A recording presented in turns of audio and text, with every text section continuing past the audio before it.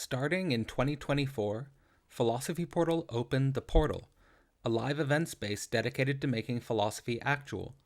Every month, we host 4 events organized under a common theme, designed to build different discursive spaces, to learn concepts, explore the edge of thinking, learn from thought leaders, and get personal about our intellectual journeys. Members get access to a living thinking community and access to the entire history of events, as well as discounts on recorded and future courses. Couples are very much encouraged and get a 2-for-1 discount. To learn more, visit philosophyportal.online and consider becoming a member today. The Portal, the work of the concept. Welcome to another philosophical conversation. My name is Cadell Last, and I'm here today with Dr. Benjamin Studebaker. Benjamin is an American with a PhD in politics and international studies from the University of Cambridge. He's also a political theorist who teaches and publishes contemporary political theory and the history of political thought. And today I am really excited to talk about his recent book, The Chronic Crisis of American Democracy. The Chronic Crisis of American Democracy is, as you state in the book, Benjamin, a very dark book, almost leading or explicitly leading to a type of confrontation with a path of despair. And one of the central themes that I appreciated in the book that I think you're bringing out in this historical moment in a very clear way is this radical tension between the American state and global trade and global capital. And in that sense, even though it focuses on American democracy specifically, I think it also has the potential to broaden a conversation to the idea of the state as such, or the idea of a democracy as such, in this situation of modern global capital and trade.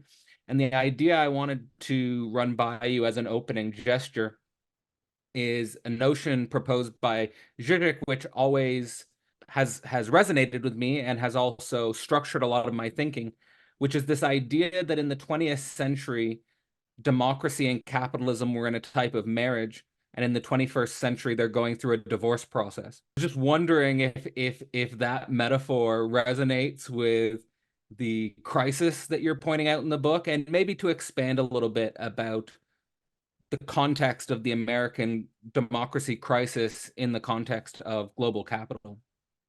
Yeah, that's a great question. I think that the concept of democracy has become a political football. There are now so many different ways of understanding what democracy is and what it's for, that democracy is always subject to the critique of it not being sufficiently democratic. And this is from many, many different points of view at once, and conflicting points of view that value different things about democracy and see democracy as falling short in different, sometimes opposite ways. Some people think that democracy has lost its dynamism, its state capacity, its capacity to act. Other people think that this democracy has become too unpredictable, that there are people like Trump who sometimes win elections, and that this is chaotic, and there's a lack of credibility on the part of democratic institutions now, that every time you change president, the United States pulls out of agreements. So those are almost entirely opposite ways of feeling about it, and yet both of those people will feel that democracy isn't doing what it's supposed to do.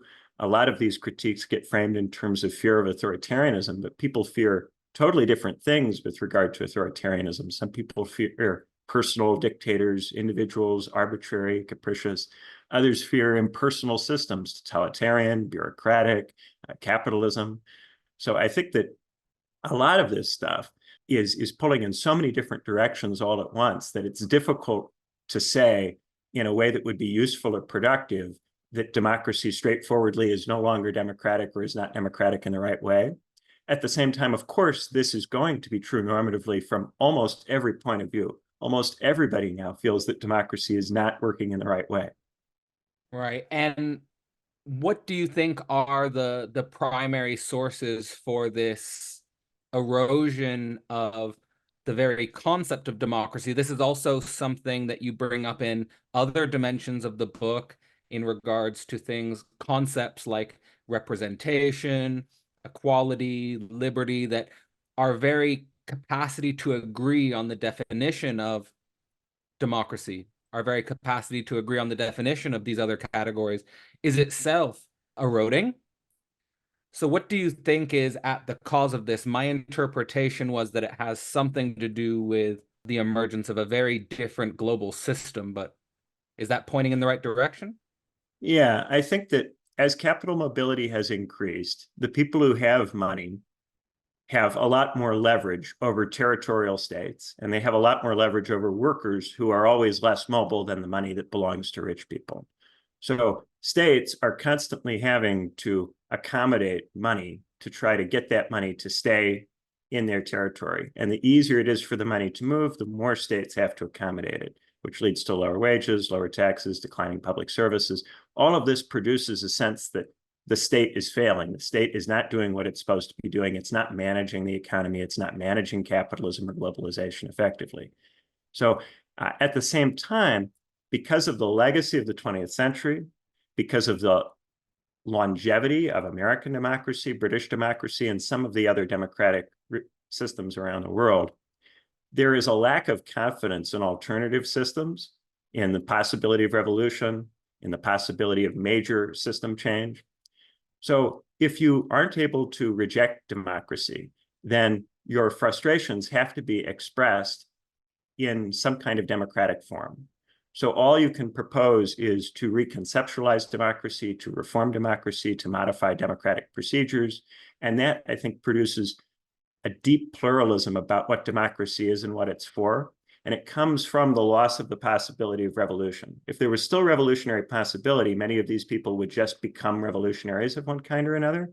But because they can't do that, because the imaginarium is restricted by the legacy of the 20th century, instead, all they can do is disagree ever more about democracy and disagree ever more about cultural values in society and what various political concepts mean. And so this spiraling disagreement gets more and more intense precisely because it can't possibly issue in revolution. Yeah, I mean, as I said before going on the recording, there was a distinct moment around 2016 where I completely distanced myself from politics in a significant way. And I think looking back on that moment, there was this feeling like I was caught in an impossible circle or caught in an impossible spiral, and that there was no real possibility to make significant change engaging in the system as it was. And then that leaves you in a very difficult place. And for me, it was sort of analyzing this relationship between global oligarchy and the inability of the, say, capital nation state to meaningfully regulate on a fundamental level, and actually started to gravitate towards some of the analysis that you cite in the book, specifically related to Thomas Piketty's work about economic change and some of the proposals that he develops about a global wealth tax, and at the same time sort of recognizing that these are very idealistic solutions and it's hard to know how to get from here to there. And you engage this work at length in your book. So I'd just like you to maybe unpack for the viewers, how has Piketty's work inspired your thesis? Where do you see the, say, positive aspect of his work, and where do you see the limitations of his approach? Yeah, so I think Piketty does a quite good job as an economist of laying out what are the things that you could actually do to substantially reduce economic inequality in theory within the existing system. In theory, if you did a global wealth tax, a regional wealth tax, if you engaged in serious protectionism and disrupted capital mobility, then of course that would fundamentally change this situation. The thing about democracy and the democratic nation state is that it's not capable of doing these things. And it's not capable of doing these things because of the territoriality and because of the fact that there are always multiple states that are competing with each other, that have elections on different timetables. And then some of the states that they trade with are not democratic states, don't even have elections. So it means that very, very rarely do you have any kind of consensus among these governments that is credible and long-lasting, on the basis of which you can dynamically change or modify the system. So in the case of democracy at the international level, there's both no dynamism and no credibility. these states don't have any credibility to negotiate. And as a result of having no credibility to negotiate, they have no capacity to change anything at all. So then you get to a point where if you look at all the different things governments can try, and I do this a little bit with Mélenchon in France, right? You can commit to a multilateral strategy, but when you get elected, there's a good chance that most other governments will not be precisely of the same bent that you are of, because there's so much disagreement now about what to do, how to understand the situation, how to modify or improve the institutions. The odds of many, many governments all arriving at the same position at the same time are very low. So most likely, if you try to do something multilateral, you're not going to find adequate support. And even if you do find that support, what if there's another election in a few months and your negotiating partner gets turned out? Alternatively, you can try this more unilateral strategy, which Piketty says, if you can't do the global wealth tax or the regional wealth tax, you can tear up capital mobility. Piketty says this in principle. But if you do it, then there's going to be supply chain issues and there's going to be inflation. If you actually sever this mobility, there's going to be runs on bonds, runs on currency. And in the short term, it's going to look like you've destroyed the economy. And maybe even in the medium term, right? So then how are you going to win the next election having done that? And if you're running on doing this, everybody is going to be terrified of what will happen if you actually get in and you actually do it. And it will lead, even before you implement the policy, to the runs on the bonds and the runs on the currency and all the rest of it. And we've seen this repeatedly in Europe. And I think a lot of European theorists are very alive to the limitations of the nation state. And this is why many European academics and intellectuals have wanted the European Union to in some way enable them to go beyond this. And it's why so many of them remain so committed to the European Union, despite all of the things that are wrong with it. But of course, if you remain thoroughgoingly committed to the European Union and you aren't even willing to credibly threaten unilateral withdrawal, then why should other states that don't view the crisis the same way that you do accept your framing of it and negotiate with you to change the European Union? So this has been a sticking spot that all of the different movements in Europe have gotten into repeatedly. And I think European theorists have a higher level of consciousness of this than we have in the United States, because in the United States, we imagine that if we just won enough elections, we'd somehow be able to fix all of it. That's an important distinction. And it's again, this way in which I think your book does have far-reaching consequences, not just for the analysis of American democracy, but perhaps the project of thinking the nation state and in the case of the European Union, I suppose we could call it the more of an international organization than just a nation state. But in the start of the book, you have basically lay out two overall structures or two overall parts, chapter 1 through 3, and then chapter 4 through 6, with the first half of the book describing the way the situation is currently. And one of the things that, again, sticks out here as the major driving point is the nature of the competitive global economy, and that this competitive global economy and the marketization of the world is really the central issue. And drawing out the history of this process, do you think that there has been any modern political theory apart from Piketty that has really done as deep of analysis of the situation as your book's trying to lay out? Is there core literature you're drawing on here? Well, there are a number of different literatures that I draw on in this book, some more economic and focused on the economic situation. And I think the person who has influenced this book the most, apart from Piketty, and probably as much, maybe more than Piketty, would be Walter Scheidel. And Walter Scheidel's emphasis on historically, reform has an extremely poor record of delivering change. Extremely poor record of delivering change, to the point where Scheidel just argues that large amounts of economic inequality are a default feature of human civilization. Now, his focus is on economic inequality. I think a lot of what Scheidel says can be applied to capital mobility more generally. Once capital mobility gets going, it's very difficult to disrupt it through reform, because the economic and political costs of disrupting it through reform are very high. And the level of cooperation that you need and coordination that you need to avoid those adjustment costs or make them manageable is almost impossible to obtain with democratic nation states. The only time you get anything approaching that level of coordination is when there's an attempt to rebuild the system after a major conflict, like, for instance, Bretton Woods, right? And then what happened with Bretton Woods? Well, from the moment that Bretton Woods was born, it was always already beginning to be undone, because the objective, even from the start of Bretton Woods, was to reopen trade gradually over time through the GATT trade rounds, and then eventually through the WTO. And so through the entire lifespan of Bretton Woods, capital mobility was steadily being increased and deliberately being increased. And you'll see in the Cold War all of these complaints from American workers, first about German and Japanese competition, and the need to compete within the very narrow US alliance structure with the Europeans and with the Japanese. And then it broadens out to other states that are brought into the alliance structure or brought into the system of global trade. You have all of these states coming into the WTO, and that creates even more competition on tax and on trade and on wages and all the rest of it.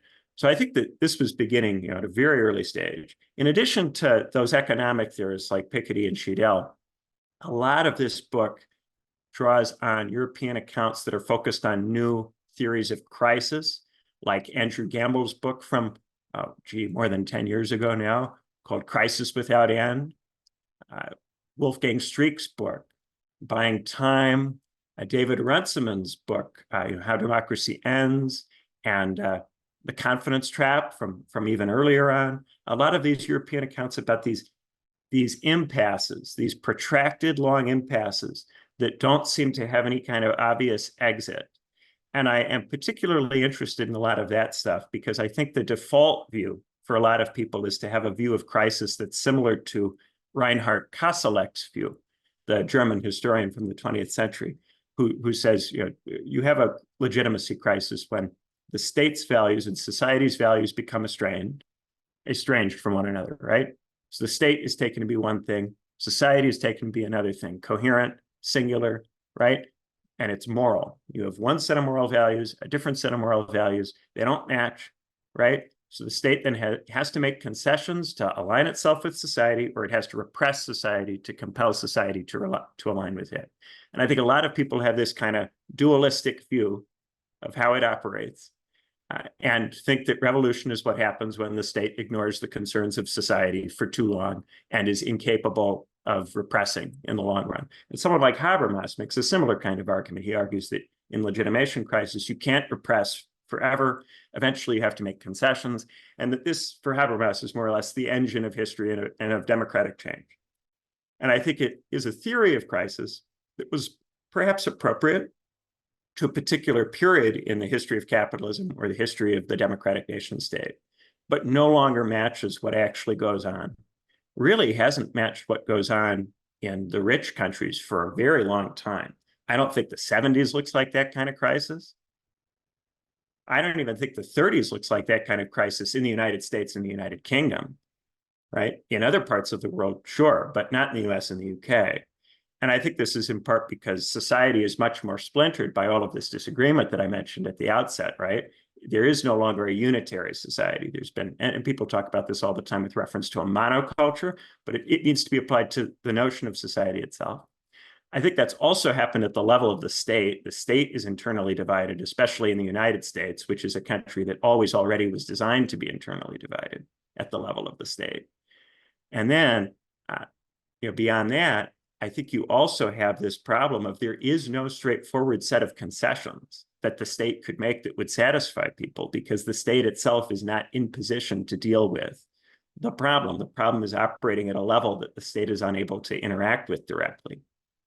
That was really good. And I think that there's so many different threads that I would like to pull on.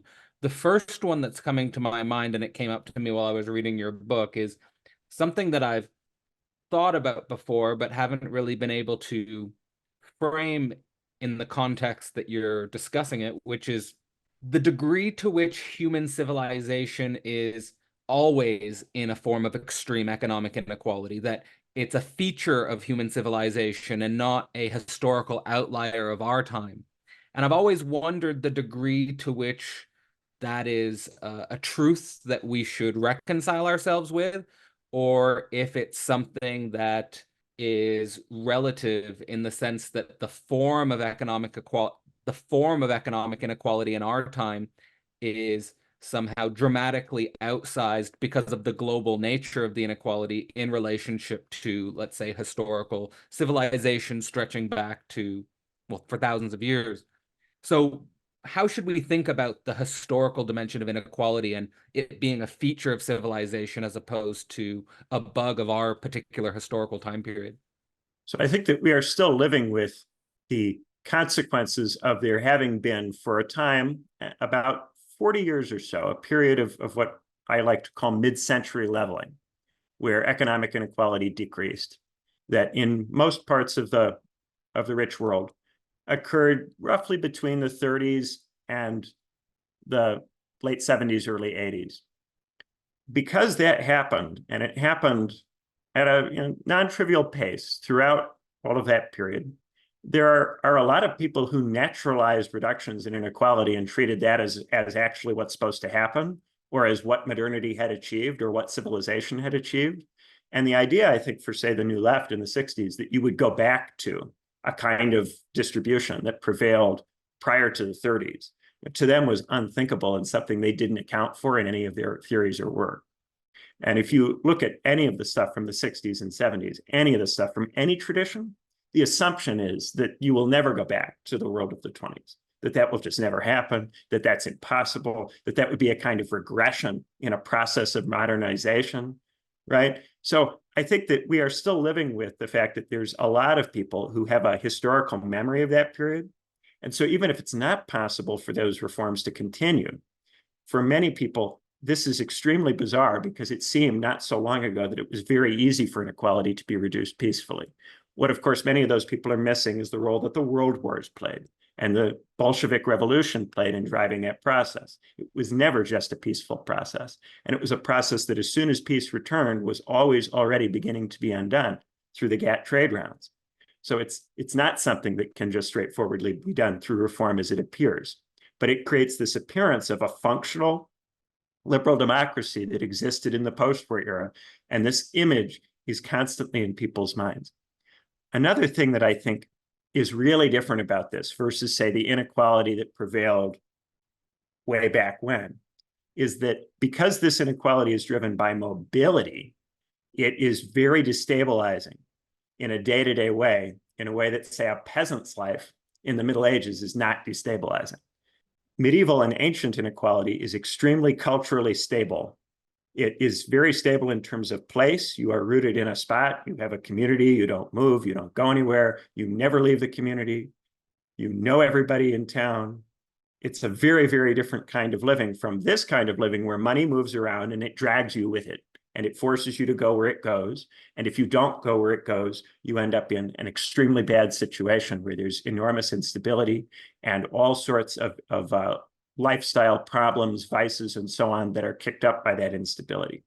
So I think that that's something also that produces a lot of cultural frustration, this additional set of problems that are created by the mobility, by the fact that the inequality comes from mobility and not from, say, dukes in castles who are controlling farmland, right? The inequality is not driven by farmland and who owns it versus who doesn't own it, right? And it's not, in most countries, driven by who controls, say, mineral wealth or oil wealth. Although in the countries that are like that, there is a lot more of that kind of thing than there is in, say, the rich countries, the big service consumer economies, right? But yeah, it has a very different feel if it's capital, mobile, physical, financialized capital as opposed to arable land. Arable land can be controlled with troops. The territorial state was designed for arable land. It's very good at controlling arable land. It's very bad at controlling abstract financial flows. Right. So there is a qualitative difference at work here, specifically because of capital. And one of the key distinctions and one of the sort of most interesting aspects of your work while I was reading it was that dimension you're including about a misconception I had as well about liberal democracy and the reforms that were driven in the 20th century being largely a peaceful product of functional governance structure. as opposed to being situated within the context of World War I, World War II, Bolshevik revolutions, and so forth. And it also reminds me of something that I can't help but mentioning, that Zizek keeps on saying, that we need to have more tragedy before something significant changes, on the level of war, or on the, he proposes the idea of disaster communism, for example, as opposed to a utopian communism. But just the role of large destabilizing wars in regards to reducing inequality. I know in the book you sort of say that it's far too much to lose to sort of have the solution of leveling inequality through war. But at the same time, it doesn't look like there's any other way out. Do you think that the constellation of impossible problems, or unsolvable problems, as you say in the book, could lead to a significant geopolitical tension in Europe and even the Americas? Oh, so this is where I think the whole thing gets really bleak. And this is where we talk about, do we have something like Hobson or Lenin's theory of imperialism at work here, where there are inexorable forces that lead to world war? And I think this is something that in the book Trade Wars or Class Wars, Michael Pettis and Matt Klein, they explicitly compare their argument to Hobson's argument. And this idea that there could be, as a result of the way in which the United States and China trade with each other, major conflicts about trade that can lead to war. I think that's certainly a possibility. Now, Pettis and Klein adopt a more Hobson position, a position that this is something that needs to be avoided or averted because it would be a catastrophe. They don't adopt, say, a Leninist position, which takes this as inevitable and therefore something you just plan for as a revolutionary. And what's more, I think we are not capable of taking Lenin's attitude to that. We are not capable of it because we know about World War I and World War II. Lenin didn't know about the world wars. He thought that a world war would happen, but he didn't know, A, that people would agree to fight in the world wars. He thought that they would refuse to fight and that you'd have worldwide revolution as a result. And B, precisely how devastating the wars would be. And what I think is ironic is that it's because Lenin didn't understand how devastating the wars would be, that actually reflects why people were willing to fight in the wars. People were willing to fight in the wars because they were not aware of how devastating they would be. And governments were willing to start the wars because they were not aware of how devastating they would be. World War III has in the culture been a joke for a long time as something that will result in World War IV being fought with sticks and stones. It's treated as something that not only can't have any kind of positive effect, but would have the most negative effects of anything that could possibly happen. Anything that has happened to people ever, and anything that would likely ever happen for people again. Because if you go to sticks and stones by the end of it, you're never going to have anything quite as big or as bad again. So I think that this legacy of the 20th century is this haunting thing that makes it very hard, not just for us to do revolution, but for us to do World War III.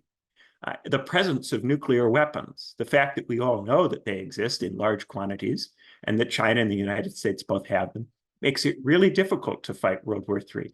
It's a big part of the reason why the Ukraine war is a limited war and will not involve large numbers of NATO troops being deployed out there.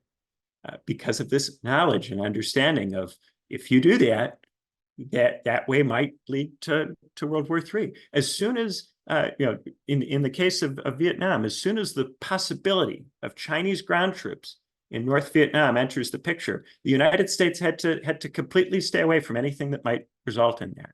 The reason that the Vietnam War is lost is that the United States cannot stage a ground invasion of North Vietnam because the Chinese might come in, and then that might lead to some kind of nuclear exchange. That's the case even with China in the 70s. A poor China that just has a big land army that you don't want to deal with.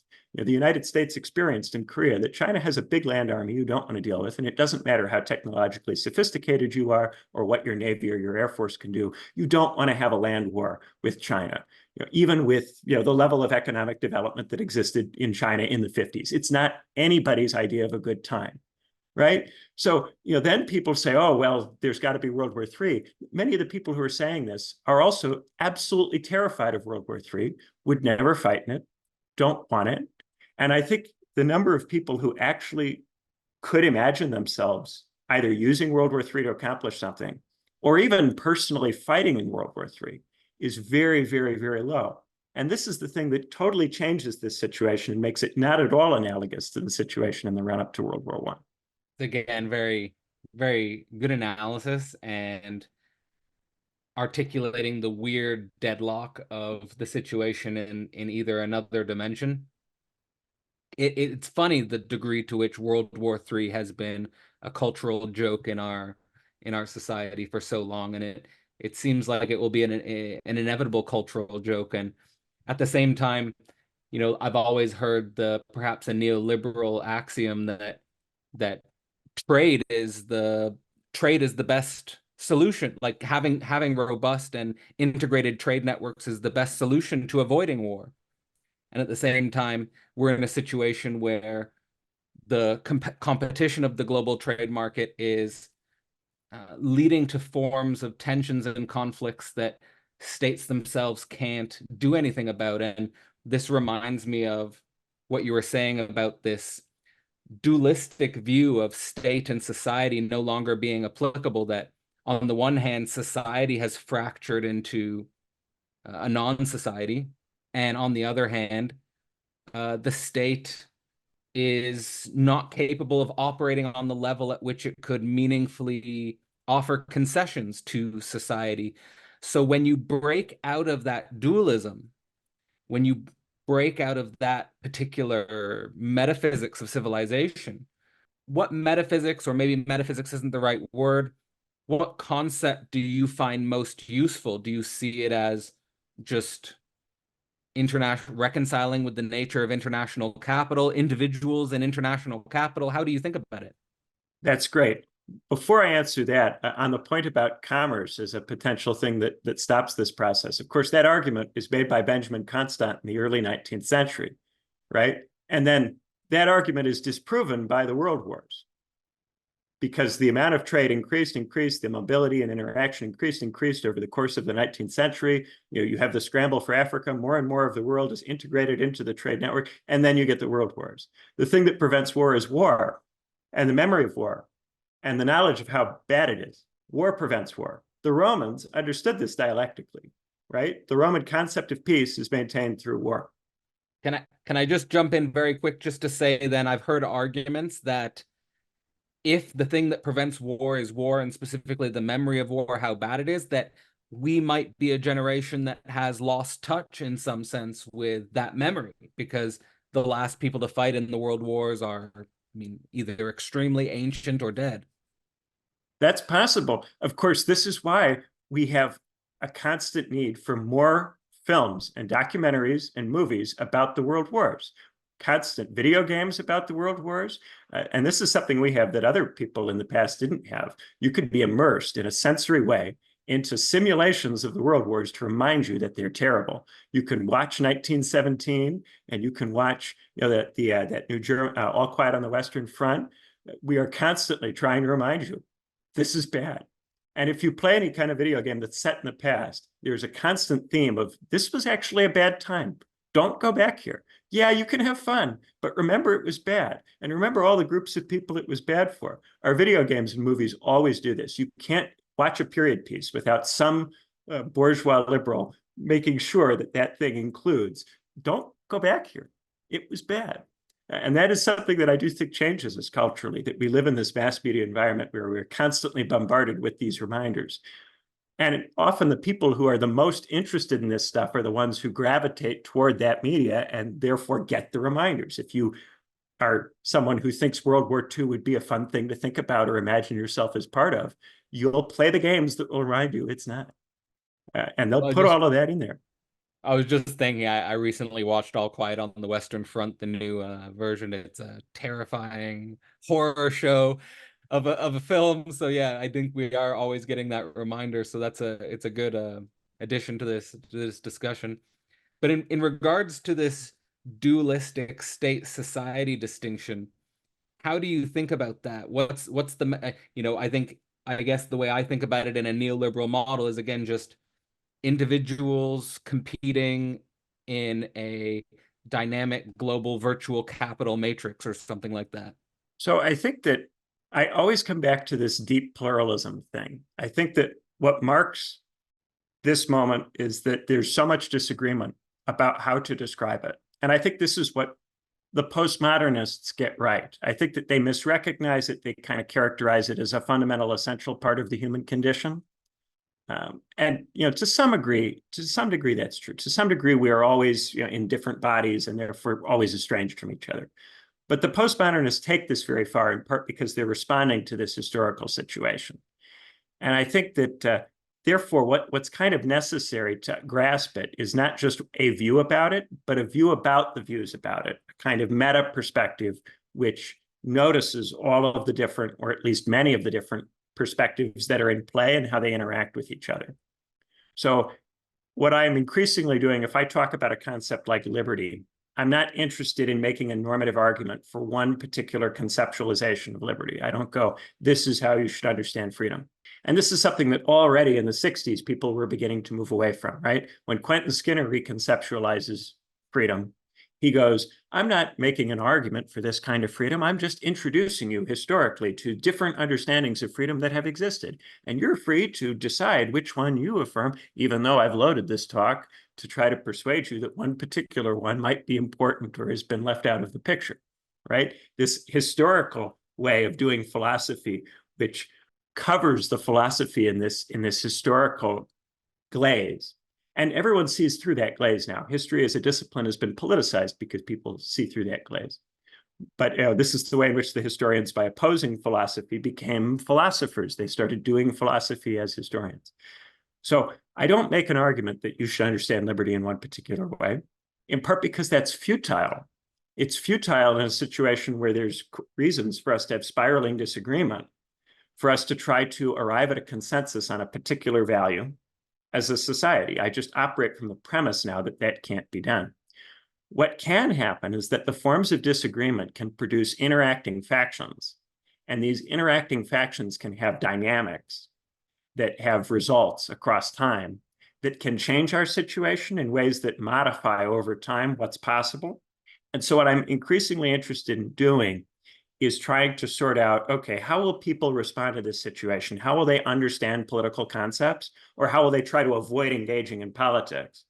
Because I think there's a big subaltern group of people in the United States who are revolted by all of this and will just avoid politics and political concepts. And I think that's very much underappreciated. There's all this talk about what do ordinary people in America believe? Ordinary people in America don't want anything to do with this, by and large. It's not that they have a set of beliefs, they're not conservative, they're not liberal, they don't like this stuff, they don't want to be part of it, for good reason. It's terrible, awful. Most of these conversations and movements are accomplishing nothing. Why would anybody want to be part of any of them, right? So yet there are some people who are incorrigibly political and will try, and they'll often try in a kind of 19th century way to reconceptualize the different legitimating abstractions, liberty, equality, representation, try to decide what they mean, try to convince people to adopt a particular meaning. But I don't think any of those attempts will succeed. What I do think is that these attempts will interact with each other in ways that will produce impasses that are more severe than the impasses we currently have, that will make it even harder for the state to act.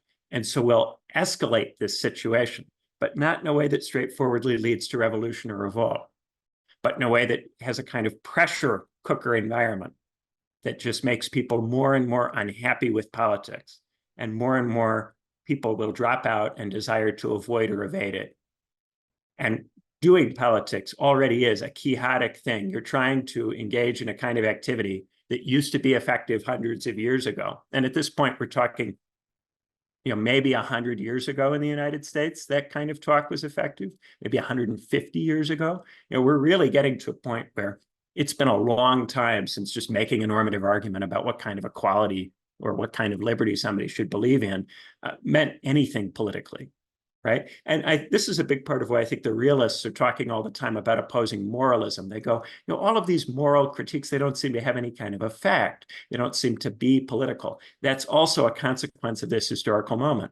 In this historical situation, moral arguments don't have political effects, so they feel pointless and weightless, right? And moral concepts feel pointless and weightless, and religious concepts, as a consequence, feel pointless and weightless, right?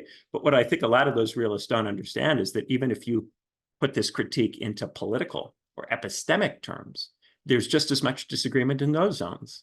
And forms of disagreement expressed in terms of those values will also come to feel pointless and weightless. What we have is a lot of critique that doesn't have any kind of meaningfulness because it's not attached to any possibility of change. So eventually, most people will come to regard all of this talk as yapping, as a distraction from life, which increasingly it is. It's again helping me situate my own sort of response to politics, and again dropping out of it, avoiding it, evading it, which I've also had people tell me is its own form of politics, that you can't escape politics. But at the same time, it was this feeling of, I always use the word impotence, that these are just distractions from real life, and this is not where I can actually locate my agency when it comes to world historic change.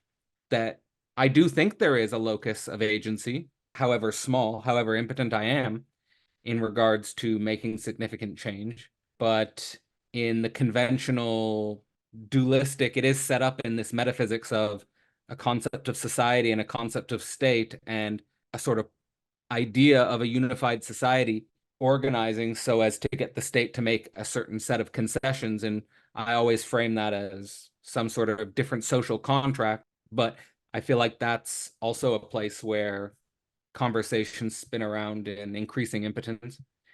However, in regards to, I wanted to dig a little bit deeper into the concept of liberty as a particular example. You did go through liberty, equality, representation as concepts where it's difficult to get agreement here. And correct me if I'm wrong, but in my reading of your treatment of liberty, you make a distinction between negative and positive liberty and suggests that our society has tended towards a negative form of liberty and that the positive form of liberty has been overlooked, and that reduces the state's capacity to recognize people's capacity to actualize themselves in relationship to, for example, access to housing or access to healthcare or access to education. Is that an incorrect framing of the way you're reading the situation, or how would you transform what No, I'm I don't reading make an then? argument that we should go back to positive liberty. I don't, engage directly with Isaiah Berlin in that kind of way and then just make an argument that we should understand it differently from the way Berlin understands it. I introduced that distinction to show how the introduction of these distinctions can be used to try to control how people think about political concepts. I am kind of framing theorists as people who attempt to control the field of our important concepts. So Isaiah Berlin, by making that binary distinction between positive and negative, is trying to accomplish a shift. He's trying to get people to understand the concept in a more negative way, as opposed to a more positive way. Benjamin Constant does something similar with modern and ancient liberty. He's not just describing a shift that he believes is already occurring, he's also trying to get people to buy into that shift, to identify with it, to feel like it's a good thing or the right kind of thing. What I'm trying to do in that section is to discuss the different ways that the talkers try to control politics by getting control of the terms. And the reason I'm doing that is mainly to suggest that all of that doesn't work, that all of the people who are trying to do this, all they succeed in doing is creating more conflict ultimately about the terms, and that this conflict about the terms doesn't go anywhere. Right now, there's a big chunk of people who are bent on redoing this. There's a bunch of people right now, Samuel Moyn, Matt McManus, recently Leah Yapping came out with this. A lot of people who go, what we need to do is reconceptualize liberty or reconceptualize liberalism. If we could find the right concept of this and then get people to sign up to it, we could use that to unite society and make a critique and make the old theory work again. I don't think these people grasp the degree to which it's just not possible to win arguments anymore. The kind of Ben Burgess, give them an argument. This does not work anymore.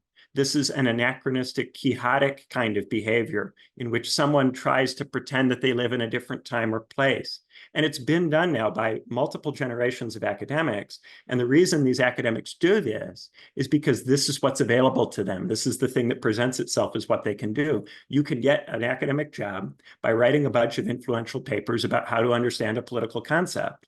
And if you can convince yourself that that's revolutionary work, then your academic career and revolutionary politics go neatly hand in hand, and you're a radical academic. But this doesn't work. It's Quixotism. These people are Don Quixote. They are engaged in a kind of madness at this stage. I love that because I feel like it is something that I've recognized in a different way. It's a shift more in my subjectivity. And I think it's a shift in my subjectivity that corresponds to leaving university and starting to explore other avenues of intellectual, philosophical work, is this recognition that the mode of subjectivity that is trying to win arguments is itself a losing battle. It's something that needs to be, I feel like it's a shift that I've tried to act out in regards to just more shifting the argument to acting out what I believe, as opposed to getting into some sort of discursive entanglement, like seeing like letting the discursive entanglement be what it is and just focusing on acting out what I think and trying to do the best I can to make a emancipatory gesture, but not trying to convince an abstract unity to conform to what I'm thinking we should do. Does that make sense to you, or how would you make sense of what I'm saying here? Yeah, I think throughout the history of thought, there is this tendency that I might identify myself with, if I might be so bold, of reminding people that you have to get out of the book and you have to get out of the word and the text and you have to get into what is actually happening and what is actually possible. And I think dialectical theorists in modernity do this. I think Wang Yang-ming in the Confucian tradition does this. Iamblichus does this in Platonism. There's a need to engage with what is actually going on and what is the effect of life on people. What's the effect of actually living in the world on people and what they do and on how they behave. It's not just something that can be done textually. You can read and read and read books. You won't have a spiritual experience. You can read and you can quote. It doesn't mean you actually have the virtues. It doesn't mean that you can actually be an effective Chinese minister. These are things that are not reducible to having the right argument or rehearsing the right line on things. And you're not going to just browbeat people with words or with texts. It's a kind of fundamentalism. And right now we're in a period of liberal fundamentalism where people are trying to, through the text or through the word, overcome the problems. And this is something even people who think of themselves as dialectical or as Marxist or as materialist are doing all the time now. They're constantly trying to go back to the text, go back to the word, uncover hidden esoteric meanings in the text. Many of those hidden esoteric meanings might be interesting or might be intellectually valuable, but you're not going to solve problems in society by producing a consensus on what a book means. That's not going to happen. You're not going to get a consensus on what a concept means. That is completely impossible with the kind of society that we have, the kind of culture we have, the kind of politics we have, the kind of world economy we live in. And people don't grasp this. And so they're wasting their lives. And one of the points of my book is to get people to stop wasting their lives. Because I think a lot of these people have a lot to add, a lot to contribute. A lot of them are smart, interesting people. They should do something else. And I'm not necessarily sure what the something else is, but I think if we all get creative, we might be able to come up with a something else after a while by studying what's going on and getting a sense of what's actually happening, as opposed to just trying to win these arguments in word land. Yeah, I'm totally with you here, and it's totally a similar feeling that I was possessed by, which is that I'm wasting my time here. This is not going anywhere. What is this going to really do? And again, I come back to this feeling of just impotence and trying to find what is my actual relationship to making a change. And it's always in relationship to, the word's been destroyed, but networking. I don't like the word networking because it's been destroyed in a certain way, but just real connections with other people, trying to really engage other people's work from the most positive orientation I can, and trying to see from where they are instead of trying to win them over to my position or something like that, is a much more bridge building, and also paying attention to what actually is the result of this work as opposed to the words in the text themselves. But this requires a certain, to come off of your metaphor, I think you use the metaphor of the balloons in the clouds. The balloons in the clouds would be like the abstract argumentation and going around in circles in the clouds versus coming down to the ground and actually engaging with what's really going on in your immediate relational network. And that brings me to, you could give a little bit of a expansion on that metaphor that I was just drawing from, which is directly from your book, but also it reminds me of the way you divide up and treat the three different classes as far as you see it in regards to workers, professionals, and employers. And sort of the way I read your treatment of workers, professionals, and employers was kind of bringing everyone to a type of recognition that no matter where you find yourself in this classification, we all share a certain negativity here, and we all share a certain negativity in regards to we're all facing the same intractable or insolvable problem. Yeah, I think that the experience of going to university culturally separates people from those who don't go. And that's why I make a distinction between workers in this book who don't go to university and professionals who do. That's not to say that people in the professional class wouldn't be thought of by some Marxists as working class. They might very well be thought of as Marxists, by Marxists as working class. I think that the trouble is that this experience of university produces a set of expectations for a superior position in the economic structure that the economic structure is not capable of delivering on for the number of people who go to university. Nevertheless, if you want a shot at those roles, you have to go. So it's very difficult to just not go, because not going is giving up on getting a shot at one of those roles. It's, you know, not buying a ticket, right? People in the 70s and 80s used to frame a college degree as a ticket to life. It's now a lottery ticket to life, but you still have to buy it or you can't play. So I think that because a lot of people go to school and then don't get the benefits, they hang on to the cultural differentiation that comes out of that university experience. And as a result, when they're proletarianized, they resist culturally becoming like the rest of the working class. They distinguish themselves as culturally superior because they went to university or they think the right things.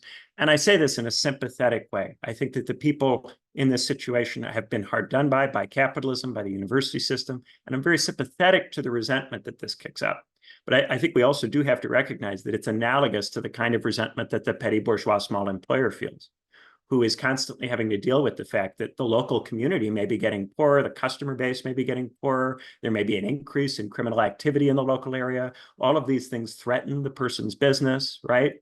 And yet that person is often tailing or trying to be like capitalists, oligarchs, people who have highly mobile money, identifying with those people and with their interests, right? In much the same way, the person who doesn't do well out of the college degree is always identifying with the tenured professors, the thought leaders, the experts.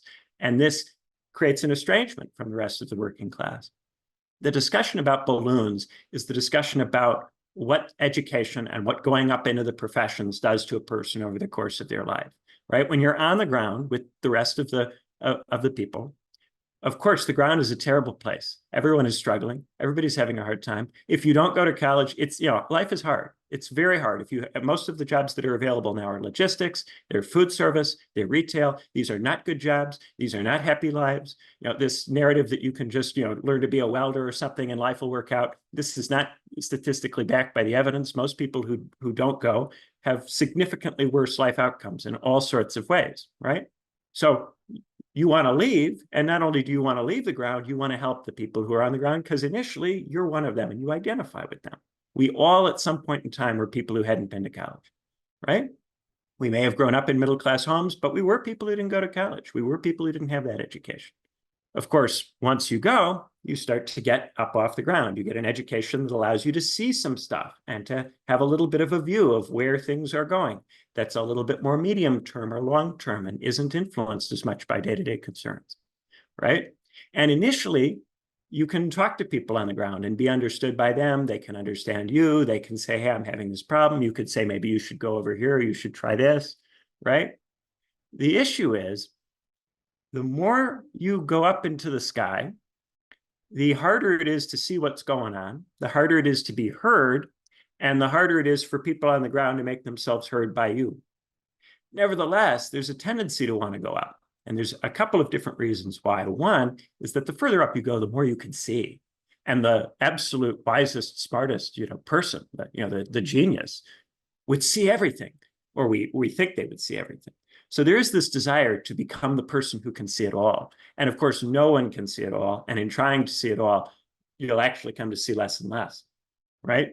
So that's, I think, one important driver. Another is I suggest that ultimately, where do you get these balloons from? Well, somebody has to fund these structures. And ultimately, the people who decide what structures are funded are oligarchs, either directly through making private donations or collectively through the way they influence public policy. So these balloons are given to you by an oligarch, and the oligarchs reward you for getting more people to move. And you get more people to move by getting a bullhorn and talking to them from further up, right? And you get more people to move by not worrying so much about whether your advice is precisely right for them, but by just saying whatever is necessary to get them to move. So gradually over time, the people who go further up, before they lose touch and become completely estranged, they go through this middle period where they're screaming with a bullhorn, trying to move as many people as possible, right? And comparing their balloons to the other balloonists, because they're spending more and more time looking at the other balloons in the sky and comparing who's got the nicer balloon, because they can't see very much of what's on the ground and they can't hear anything. So they're not paying very much attention. In that middle stage, it gets really, really nasty, where it's just balloons competing with balloons, right? And if you don't follow these rules, there's the threat that your balloon will be popped. You'll be back on the ground. You'll end up where you started. And you'll be even worse off because you'll have this memory of having seen the sky and been up there, and it'll make you totally miserable. So lots of people are terrified to have their balloon popped, and yet the incentive structure says, be louder and be louder, get more and more people to listen. I think gradually the effect of this is that the working class as a whole becomes suspicious of balloonists, suspicious of people who talk, suspicious of people who talk loudly, who have large platforms. The larger your platform is, the more likely it is to be framed as establishment or as some kind of grift. And to a large degree, they are, or they become over time, grifts. But all of the grifters, I think, with very few exceptions, begin this process actually trying to help. At the very least, they begin it dealing with many of the same problems people on the ground are dealing with, wanting to not have to worry about many of the same kinds of problems that people on the ground are having to worry about. So it begins, I think, in almost every case, in a positive place. And yet we reach a point where the entire intelligentsia, the entire establishment, all of the institutions are made up of balloonists who no longer enjoy public trust. And then we're surprised when people don't do what the experts tell them to do. Well, as someone who's written a big doctoral thesis that no one in my family will ever read, I totally relate to this dynamic, and a lot of the metaphor you're saying there I've sort of approached in a different way, but it's very real to my phenomenology and my experience. And even so much so that I always say the story of I was very lucky to get into the doctoral program that I got into because it allowed quite a large amount of intellectual freedom, but it was actually funded by an oligarch directly. Like it was funded by a billionaire. I won't say his name, but like, yeah, he just gave the department X amount of money to hire X amount of grad students to do this project for his secret motivations and stuff like this. And yeah, there you go. You have 4 or 5 years of liberation for a little bit. So it's definitely a real situation. The distinction I'd want to dive into here is whether or not you think there's a meaningful difference with academics who started on the ground, meaning they started in, let's say, lower class, working class environment, perhaps around other people who were living a working class life, versus people who started on the ground, but they were already in a middle or upper class life, and they're surrounded also by people who, let's say, have their own balloons in the air. Do you think there's a meaningful difference here, or do you seek to minimize that distinction? So I think that there are differences that come out of one's parents' class background, but those differences often are contradictory, right? So yes, the person who has never had affluent parents, right, is more familiar with the working class experience at the start. But at the same time, because they don't have affluent parents, they don't have the alternative patron of the parents, right? I always like to say, ultimately, there are four patrons and only four patrons that you can have: your parents, your partner, a rich person, your patron, right? Or an institution, right? Those are really the four types. And there are ways of trying to finesse it and mix these things together. But ultimately, those are the four types. The more options you have in terms of your patron, the more flexible you are in terms of what you can do, and the more room you have to actually do theory and analysis. But if you are locked into one patron, and that patron has a particular politics, that makes it very difficult for you to just think about this stuff for its own sake. So someone who's born to a poorer background or a working class background, if they go into academia, there will be more pressure on them to be commercially successful as an academic because they don't have the option of going home. Even if in principle they might have the option of going home, the family might have enough money to help them, right? A kind of lower middle class or middle of the middle class situation, maybe even upper middle class in some cases. Oftentimes the parents have this notion that if doing your degree doesn't lead to financial independence, that doesn't make any sense. So there will be enormous negative stuff in your life if you go home, even if your parents, have $1 million, even if they've got a couple $1 million. They may have a kind of middle class attitude that a degree is supposed to make you financially independent. It's supposed to get you a job. If they have that attitude, they're not reliable patrons, right? Really rich people do have multiple patrons, and that's an advantage that they have. And that's why the class trader oligarch is a significant figure that I do think exists, although you can never be sure that someone is this figure, and people will often pretend to be this figure when they're not. So it's very difficult to trust or rely upon this figure, but it does exist, right? At the same time, of course, many people who grew up in affluent environments don't know what's going on, and it's harder for them to figure out what's going on because they're out of touch. When I was at Cambridge, sometimes I would meet people who came from very affluent backgrounds, and I would say, what really might help you in life if you want to make a difference would not be to go to the very best university you could get into, but to do your PhD at some place that's much more remote, and to make every effort during your PhD to get involved in a local community there, to go to a local church there, or to participate in local charity activities, to immerse yourself in a situation that's utterly unlike the situation you were raised in. Because for those people to actually be able to help or to think, they just need more familiarity. What's really missing in their life is more familiarity. They have plenty of, they're accustomed to thinking in terms of texts and theories and words. What they really need is the concrete. But of course, people are terrified to do that unless they come from real money. There's a Murakami, Haruki Murakami wrote a series of novels, The Tetralogy of the Rat. And there's this very rich character called the Rat. And the Rat decides not to go to university because he doesn't have to, because he has incredible amounts of family money. There's no need for him to go. And he instead spends his 20s traveling from town to town doing various working class jobs, right? He could do that for 10 years. And then when he's 30, he could do a university degree. He could do a PhD from that point if he'd like to. That's entirely possible if you come from real money. And that gives a more well-rounded perspective, I think. So I wouldn't say necessarily that it's always better as an academic to have come from a poor or working class background because of this insecurity and this lack of options with regard to patrons. However, I do think that academic has the advantage of already starting with an awareness of what's bad about working class life. Fair enough. I really like the four patrons model that you're outlining there: parents, partner, rich person, institution. And for the most part, that rings true to my experience, or I've long been aware that it seems like the only way to get an interesting theoretical project off the ground is to convince a rich person that it might be interesting. I've always been partial to parent money personally. I think if you have access to parent money, your parents love you. Access to that. Right? If you have that option. Yeah, if you have that your option, parents love great. you. And they don't necessarily have a politics. So they won't care what you do with it. As long as you convince them that what you're making is valuable, as long as they believe that it's philosophy or it's art or that you're smart, parent money is great if you have access to it. I know some people who, the reason I emphasize this is that some people could take parent money, but feel like that isn't right or that's cheating. The thing is, it does give you a lot of autonomy, and that's a real advantage to it that people should consider. Sure. If you have Great the option. situation. If for anyone listening who's in that situation, take Benjamin's advice there.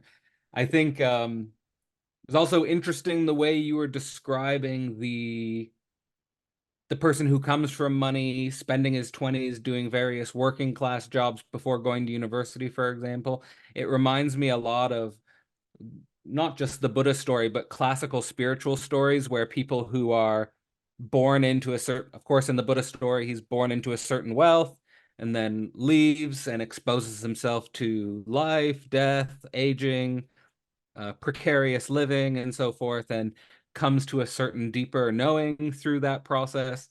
So I do think that there is an advantage that people who come from, let's say, an upper class or a wealthy background have in releasing themselves to a working class environment in a certain constrained way. Also, just came to my mind that I remember in the Christian Bale Batman Begins, there's a certain similar path that Batman takes in that story to become Batman. But yeah, many of the yep. old monastic orders were premised on this idea that to really get in touch with the one or with God, you have to live as a poor person for a time. Some of them permanently. You know, the Franciscans, the Poor Clares, these different orders that were about giving up your property in the Western tradition. We have that too. Although I don't think it's necessarily something you should permanently do. It may be of benefit for a period of time. Absolutely. It's an interesting little dialectic there. Now, I wanted to shift. We have talked about it a little bit. You've already mentioned the difficulties or the intractabilities when it comes to reforms. You've also mentioned the naivete of 20th century revolutionary mindset, that both of these approaches are not well suited to our current situation, let's say. I would be interested if you could maybe expand for the viewers a little bit on where you see the trouble with reforms, where you see the trouble with revolutions, and then what that opens up. Yeah, so as pertains to reform, there's two sets of problems. There's the sets of problems with just winning the elections. And then there's the set of problems with what do you do once you've won? So in terms of just winning the elections, in the United States, we have way too many seats. To actually do something in the United States, you have to win a ton of seats, a ton of races, which makes it really expensive to be competitive, right? And then the things that people do to try to get into politics, given that high barrier, you know, they try to run as a third party and get federal matching funds by getting 5% in a presidential election, but they almost always fail to do that. And when third party candidates do get the federal matching funds, what then happens is that there's a bunch of oligarch money that floods their primary system to try to make a mess of their internal mechanics and their internal party, because the primary system allows people to penetrate your party with outside money. And then two, you know, very generally, the people who get to 5% don't do as well in the subsequent election, even after they have the money. Ross Perot gets the money and then doesn't do as well after that, the next time he runs. So generally speaking, you know, that has not been a good path. Another thing that you could try to do, of course, is to, you know, only run in places where you don't have to run both a primary and a general election, in safe seats, in districts where if you win the primary, that'll be enough, right? The trouble with that is that if you're doing that, you're running in a weird part of the country that's demographically and politically not like the rest of the country. So the things you say and do to be competitive in, say, a blue Democratic safe seat or a red Republican safe seat, those are not going to be effective at scale nationally. Nevertheless, your candidates who win races doing that are going to feel like what they did was effective, and it was for them. They're going to talk all the time, and national media is going to pick up the things that they say.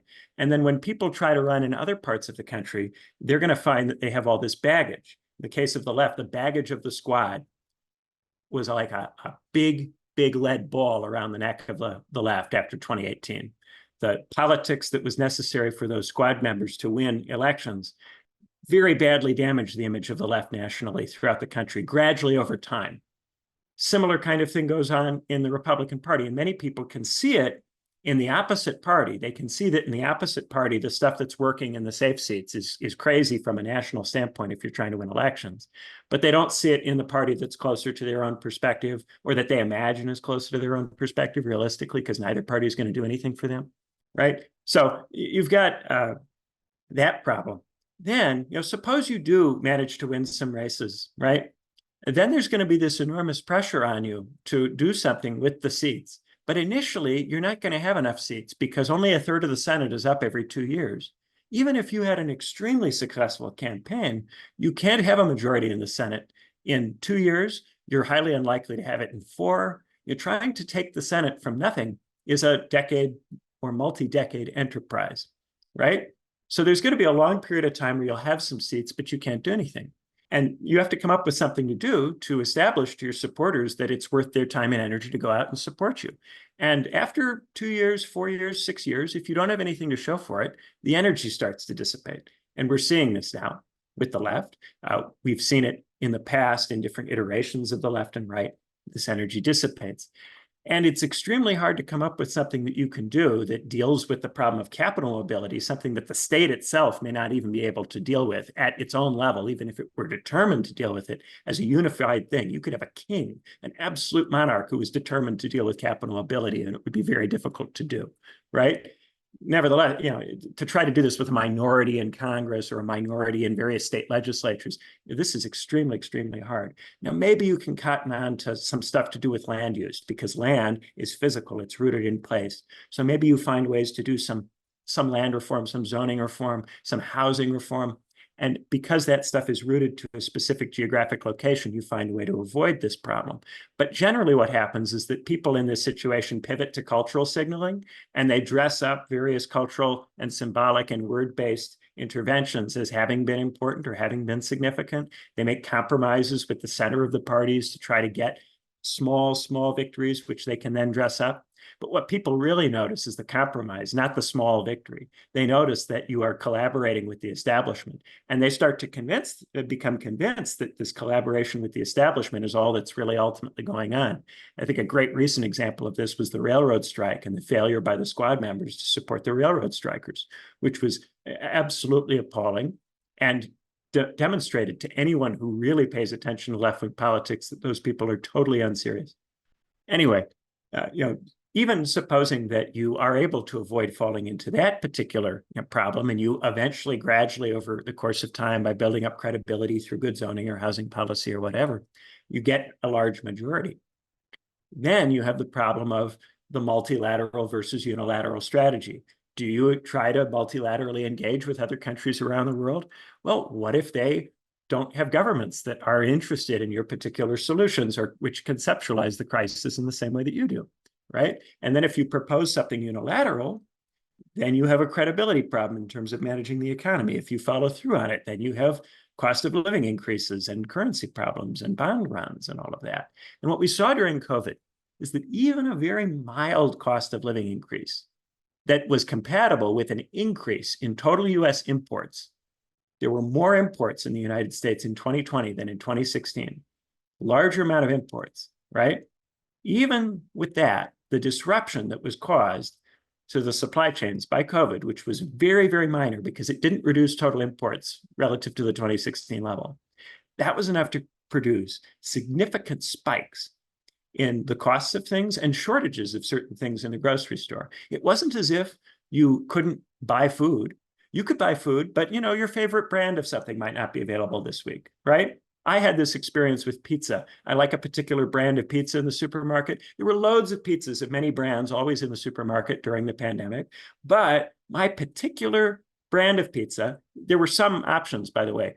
There were some pizzas by that brand that were there, but not the specific pizza that I like to buy. The specific pizza I like to buy wasn't there, and that annoyed me. And I went, this supply chain disruption, right? That by itself is enough to cause a significant amount of resentment in a population that's accustomed to an enormous amount of choice in the supermarket. People really notice when you take away their choice in the supermarket, or when the products that they can buy in the supermarket shrink, or the quality becomes lower. When my pizza finally came back, it was not quite as good as before. They had changed the way that the pizza was made to make it possible to make it with a little bit less material. so that it would be cheaper to make, so that it would be market viable. I noticed this. It still kind of bothers me. And I'm someone who's totally aware that I shouldn't be bothered by this, right? But if I really, really let myself go, do I miss my old pizza? Of course I miss my old pizza. And people who are not thinking about all of this and can't rationalize it in all of these ways, you bet they miss their pizza. Oh, they must be steamed. And what's going on with pizza is going on with lots and lots and lots of different things. So if you can have this kind of feeling, even with just a small little supply chain disruption, imagine what would happen if you actually tried to sever the supply chains. The only circumstance in which you could get away with it is if there's some kind of foreign policy crisis that seems to necessitate it, but that crisis has to be enormous in scale, right? During the pandemic, Donald Trump started backing away from the trade war with China. He didn't look at the pandemic and go, oh, here's an opportunity to be really nationalist and isolationist and cut all of the trade links with all of the countries I don't like. No, he ran away from the trade war that he'd been waging to that point because he became concerned that the disruption was going to cost him the election. And I think there's a good argument that it did. So if even, the pandemic is not a situation that a politician who has kind of nationalist inclinations or kind of make it at home inclinations, reshoring inclinations, if they don't feel comfortable using that, this idea that you're going to get there with anything other than a huge catastrophe, like something like a World War III, I think it's really hard to see that happening. So all of these problems come up if you try to do it through reform. With the question of revolution, anytime anybody brings up revolution, you have to deal with the legacy of the 20th century, the association of the revolution with either being caused by or causing the world wars, right? When you change the government to some other kind of political system, that's something either that happens in the aftermath of World War I, in the case of the Soviet Union, right? Or it's something that is viewed as having led to World War II, in the case of Nazi Germany, right? So there's no way of imagining some alternative system that people will feel entirely good about, especially because the easiest way to oppose somebody's proposal is to go, isn't that like what the Soviet Union did? Or isn't that like what Nazi Germany did? Isn't that fascist? Isn't that communist? That's the easiest way to oppose any kind of radical revolutionary proposal, right? And then as soon as you have to start going, no, it's not like that. Historically, it was different. The Soviet Union had all of these problems. Let me tell you about Soviet history. Let me tell you about the history of the People's Republic of China. Let me tell you about the history of Nazi Germany or Franco's regime or Mussolini or whatever, whichever regime you're going to say that you're not actually like. At this point, you are in a historical conversation that nobody wants to be part of, who is on the ground, that is not engaging to ordinary people, that you are operating from a defensive position, even insofar as they do engage with it, because you are having to say what your proposal is not instead of what it is, right? And so this is why a chunk of people go, we need to stop talking about the Soviet system or various kinds of authoritarian right-wing systems. They go, we have to stop talking about all of that. We have to instead talk about our values, what we care about. And then they start trying to have these arguments about the concepts again. They go, we need to get people to see that our system would give them liberty in a meaningful sense that they don't currently enjoy. And then that kind of Quixotism comes back. So even people in both the revolutionary and reform cases who deal with many, many problems, each of which individually is usually enough to sink any movement, right? Even someone who deals with 3 or 4 or 5 of these very serious problems, eventually some problem comes up that they can't get past. And this has been going on for a long time now. The very, very brightest people who engage in these 20th or 19th century strategies, they'll solve 3 or 4 of the problems I'm talking about, and then their movement will be sunk by the 5th one.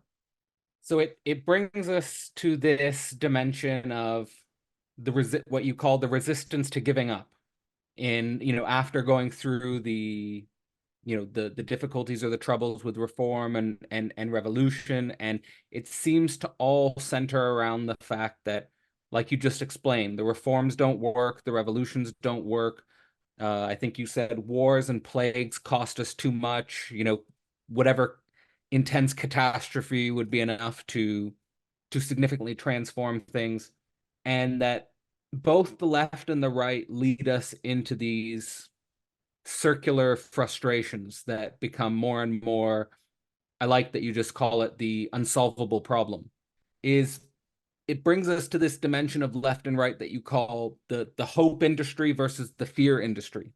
And maybe unpack a little bit about, or maybe the better word is deconstruct the nature of this hope and fear industry? And how can people maybe take a step back from this hope and fear industry and reassess the way they would like to act given the intractability of these problems? Yeah, so if you make a living by talking about politics, right? If you are someone who is a political professional, you run a magazine, you run a think tank, you are participatory in electoral politics, right? If you are someone who gets paid to talk about politics, then you've got to find a way to get people to engage with stuff that it's a waste of time for them to engage in, on my view. So you have to convince them either that there is some kind of real hope that somehow eventually all of this will produce something valuable, or that while there isn't any hope, maybe for the time being, that somebody else's hope is well-founded, somebody scary on the other side with a different cultural position from you. And these are both ways of trying to sustain interest in something that shouldn't interest most people at this point. Most people at this point should not be looking at the American political system and going, oh, I want to be part of that. It's a waste of their time. But because there's always an incentive, A, financially to get readers, to get clicks, to get ratings, but also B, politically to get votes, there's always a reason to reactivate these people. There is a whole industry now which is about trying to find ways to activate the fringe voter, to activate the person who is almost out of it, who is intermittently out of it. And this has become much more important in democratic politics than the swing voter. The notion of the swing voter is anachronistic. We don't have very many swing voters anymore. What we have are lots of people who are not sure they want to participate in this and have to be in some way driven to participate in it. So a lot of our political marketing now is about finding ways to extract participation from this person. And I view this as a kind of vampiric phenomenon, that democracy has taken on a kind of vampiric character where it extracts energy that could otherwise be directed to other things and forces people by terrifying them or by lighting them up with false hope, forces them to give their time and give their money to these institutions, give their vote to these institutions and structures.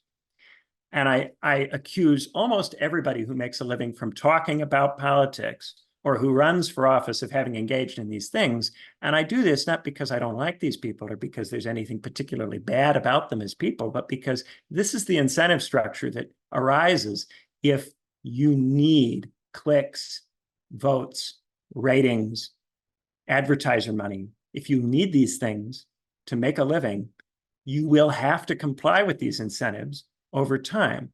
And part of the reason is that the center is constantly bent on making it harder to make a living from talking about politics in a left or right-wing way. And it enlists the left to help gatekeep the right and cancel the right, and the right to help gatekeep and cancel the left. And so the center, to defend itself, has been constantly trying to make it harder and harder and harder for people to make a living by talking about politics. And this is, Levitsky and Zablat, the theorists of democratic decay, they talk about gatekeeping, the need to have gatekeepers that prevent anti-establishment voices from being able to sustain themselves in the discourse, right? And the way that this is done is by making it harder and harder in practice to make a living. It's still in theory, in principle, possible to make a living from talking about politics, but this gets harder and harder to do. And as the competitive dynamic gets more and more demanding, what you'll find is that you have to engage in this very outrageous culture war politics, and you have to turn almost every issue you discuss into a culture war issue. It has to take on this character. And in recent years, I think we've been seeing this with foreign policy in a way that's just been really, really sad, because these, we're dealing with wars around the world where people are dying, conflicts that are very serious. And instead of talking about how to resolve these conflicts and get peace in these regions and find a way for people in these regions to live with each other, people who are political professionals have found that the only way that they can compete in the market is to take sides, to put flags in their profiles and take sides, and to argue for one side against the other. And this is to engage in the same kind of undialectical, one-sided yammering that they do about liberty and equality and representation. And the effect of it is to deepen the conflicts, prolong the wars, create more wars and conflicts. It's terrible. And they do it pretending that they care about these people. And on some level, they do care. On some level, they do care. And they convince themselves that by taking a side, they're protecting whoever it is that is the one who's marginalized or vulnerable or is the victim. Many of them sincerely believe they're doing good with this, but they're not. They're engaged in inviting ordinary people into a spectatorship mode. They're trying to get ordinary people to pay to spectate war and violence and death. They are the impresarios at the Colosseum. Man, I gotta say I like your spirit, man, and I like the way you're approaching this. I just want to say that what you're pointing to right now reminds me of more towards the end of your book, the way you start to even question the way we're thinking about democracy itself, and drawing on sort of some resources from Plato, talking about how Plato's concept of democracy was very different than our concept of democracy, but also the way you actually end the book by saying that the point of this book is to remind us that the system that we're living in is at once incredibly durable and at once an incredibly debased and fallen thing. And that you're trying to hold both of these at the same time, which is, of course, a very difficult tension to hold. But just want to go back to this idea that, and you also say it, I think, in opening chapter 3, that what we're really wrestling with here is not necessarily the survival of democracy, but the struggle over what democracy means today and how to engage as a democratic subject. And it seems to me like when you're talking about the people who have professionalized in the political sphere, that they're caught in hypocrisy. They're caught in a performative hypocrisy with the way that they're engaging the culture war, or in some sense forced to engage the culture war in order to survive. So as it regards to this struggle over democracy's meaning, and I think the term that you use here is the chronic legitimacy crisis, is how do you see this struggle unfolding, and yeah, how would you, maybe informed by your readings of Plato, make sense of the concept of democracy philosophically? Yeah, I think that a lot of people, they want to separate democracy and capitalism from each other, and to be on the side of democracy is against capitalism. I think a lot of people today have this kind of position. What I try to emphasize in this chapter is that you can't just be for democracy and not for capitalism, or just for capitalism and not for democracy, that these things go together, that they're tethered to each other in an important sense. In democracy, what happens is that the political discourse is marketized. It turns into a capitalist space. And so it's capitalist structures that are dominating the political professionals. A lot of people will listen to me and go, oh, these political professionals, they're grifters, they're awful, right? They don't really have a choice. Once they spec into studying politics and they need to find a way to make a living from politics because they don't have an alternative patron like their loving parents, then it becomes impossible for them not to follow these market incentives, especially because the center is bent on making those incentives impossible to escape by raising the level of competition in the space to the point at which no other strategy is market viable. And because these people don't have the option to go home to loving parents, either their parents don't love them, or their parents don't have money, or their parents do have money but would disdain them and hold them in low esteem for having come home. Whichever reason it is, they're not able to do that. So they have to stay in that kind of space. That, I think, is incredibly important to get a hold of. And the thing is, I think Plato did get a hold of it. So Plato in the Republic argues that in democracy comes about when first the government moves into the hands of the householders, right? Into the hands of the business people, the people who run farms, run estates, right? These are, the relatively bourgeois characters, as opposed to the king or the nobility, which for him occupies a different space, right? The king is, someone who has the good of the whole city in mind, because the whole city is the domain of the king. So the king has to be concerned with all of it, right? Not necessarily. Some kings are bad and all of that. And that's why for him, kings are beneath philosophers. But in principle, because a king rules over the whole city, the king was meant to be concerned with all of it. The householders are mainly concerned with their own households, right? And those household concerns give them some reasons to care about the good of the whole city, especially in an agricultural society like Athens, where if somebody captures the city, they'll take your land, right? And your land is rooted in place. So you have to care about the place if you're a householder to some degree, right? but they have their own interests. And for Plato, they over time become interested mainly in enlarging their estates, not realizing that by enlarging their estates, they put the city into disharmony and they put it in danger of subversion internally, and then also of conquest by external forces that will take advantage of the internal conflict, right? So these householders, they're not able to maintain the city in the form in which they receive it. And because they try to increase the size of their estates, they gradually produce a level of inequality that generates a group of drones. And these drones are the dispossessed. The people who used to have land no longer have it, don't have a role, aren't in a good position in society. And for Plato, these people are the people who demand democracy. And eventually, because the fabulously wealthy landowners become increasingly inept, and there are too few of them because they buy up too much of the land, there can only be so many of them, they're eventually overcome by this large group of drones. But democracy is not just mob rule for Plato. What then happens is that there's a group of the drones who become the talkers, who become the orators and rhetoricians in the assemblies, right? These are the people who actually dominate the assemblies. They're good at talking. They're better at talking than other people. They go to the rhetoric schools. They hang out in the rhetoric clubs around town, right? And they become better at talking than most citizens. So even though all of the citizens are technically equal from the point of view of the assembly, right? They all have the right to participate directly. In practice, little cliques and cults form around these orators.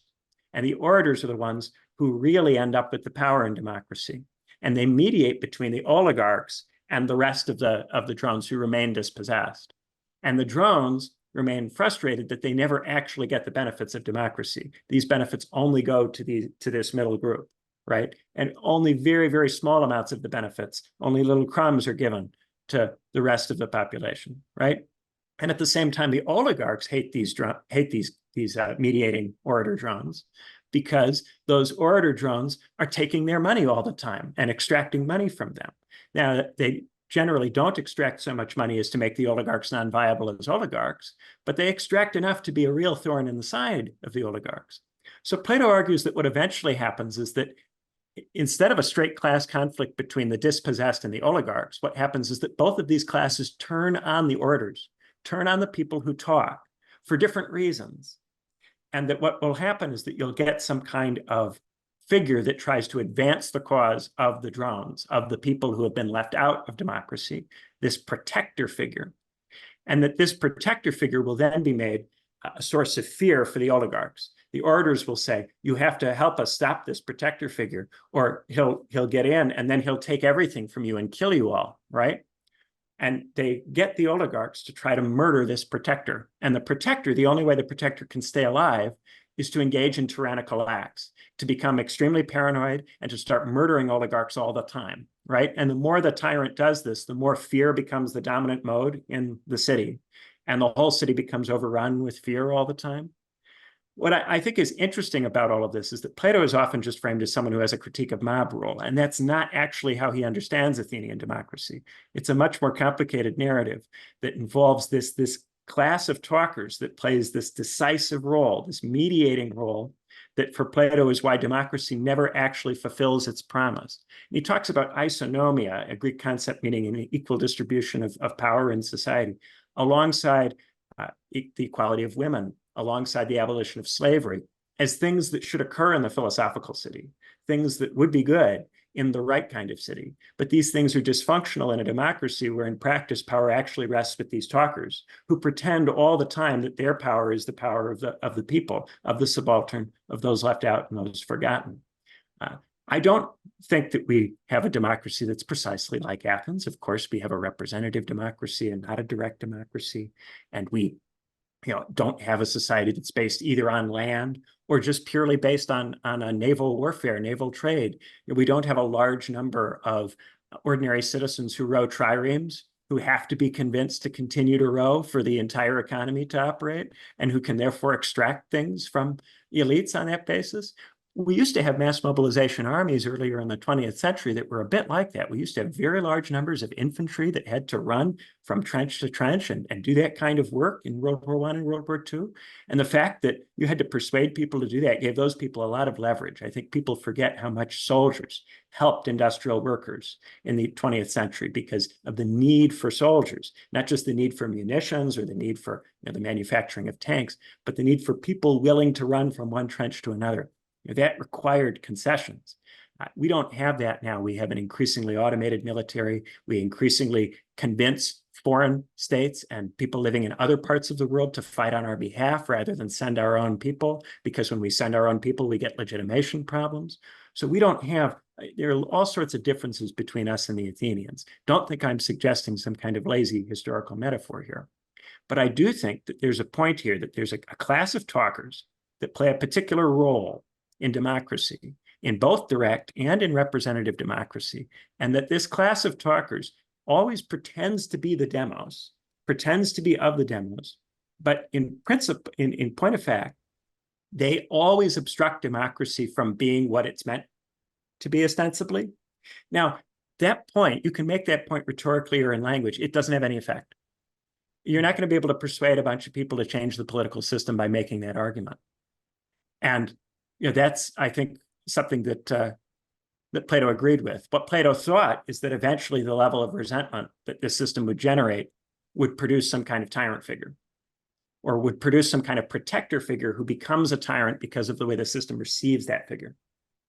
And I think that that's not necessarily going to happen because of the legacy of authoritarianism that we have and the history of what happened with the Soviet Union and what happened with Nazi Germany, the 20th century, the world wars, all of those reasons.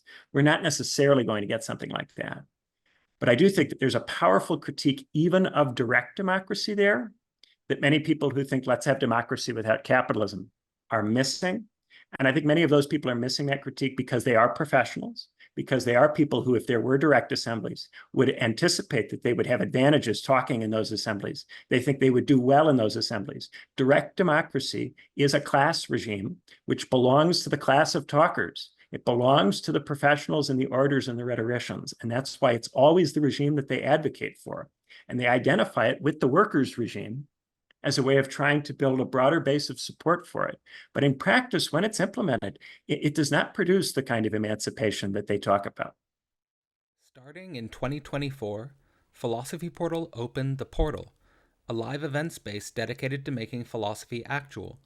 Every month, we host 4 events organized under a common theme, designed to build different discursive spaces, to learn concepts, explore the edge of thinking, learn from thought leaders, and get personal about our intellectual journeys.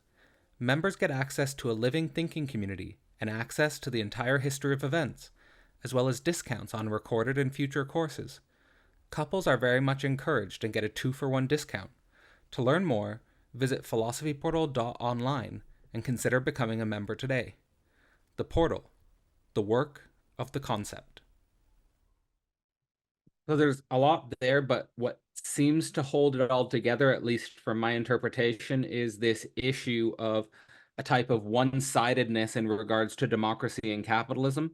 And it brings me back to actually the opening quote that I was trying to offer in regards to Zizek saying that capitalism and democracy are going through a divorce. Now, he's not necessarily siding on one side or the other, but necessarily saying there's a split that's arose here. And it seems like this split is also active in your book. And, I want to ask the question that really ties together the way the first half of your book transitions into the second half of your book, which is, okay, we've outlined sort of the nature of the situation, so to speak, the unsolvable problem of the situation. But at the second half of the book, you start to approach how could this crisis, how could this unsolvable situation end? And it seems like some of your proposals do fall into this category of, is there a possibility for a new marriage between democracy and global capitalism, or is there a possibility of marriage between what you call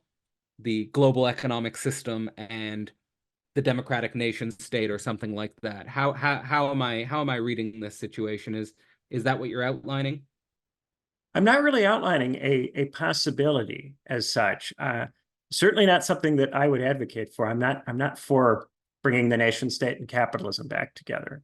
I don't have that kind of position. There are a lot of people that I'm friendly with who have that position. There are a lot of people I'm friendly with who also have, the reconceptualizing liberty position, or who want to advance a kind of direct democracy. I sympathize with all the people who are trying to do all of these things.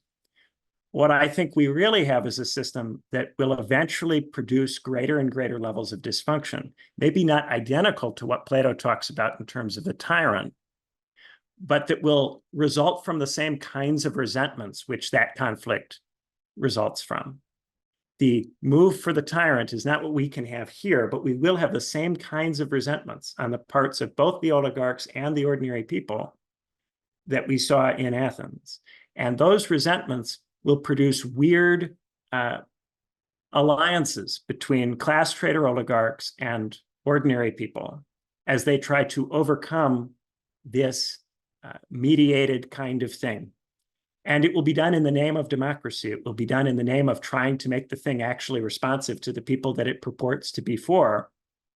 But I think there are many, many ways in which that also can go wrong and not produce what it's meant to produce. And that's a big part of why I raised that possibility with Plato, rather than with someone who would be more straightforwardly excited about it, in part to emphasize that I think we are likely to get greater and greater levels of dysfunction from this.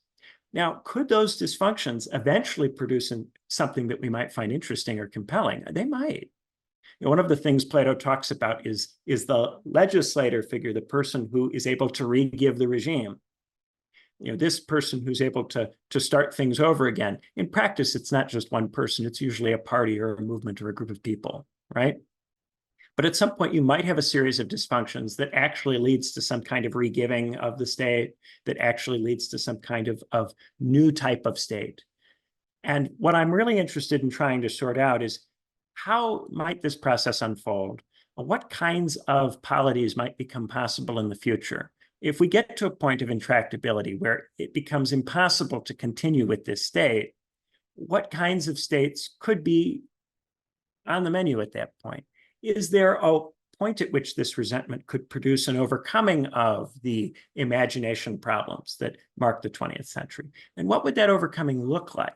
So in a way, I do think that ultimately we do have to think about, down the line at some point, how could revolutionary subjectivity come back, and what shape could it take when it comes back, rather than assuming that when it comes back, it has to take a form that it's previously taken, or it has to look like either the 19th century, the 18th century, ancient Athens, whatever. It's not going to look precisely like any of those forms.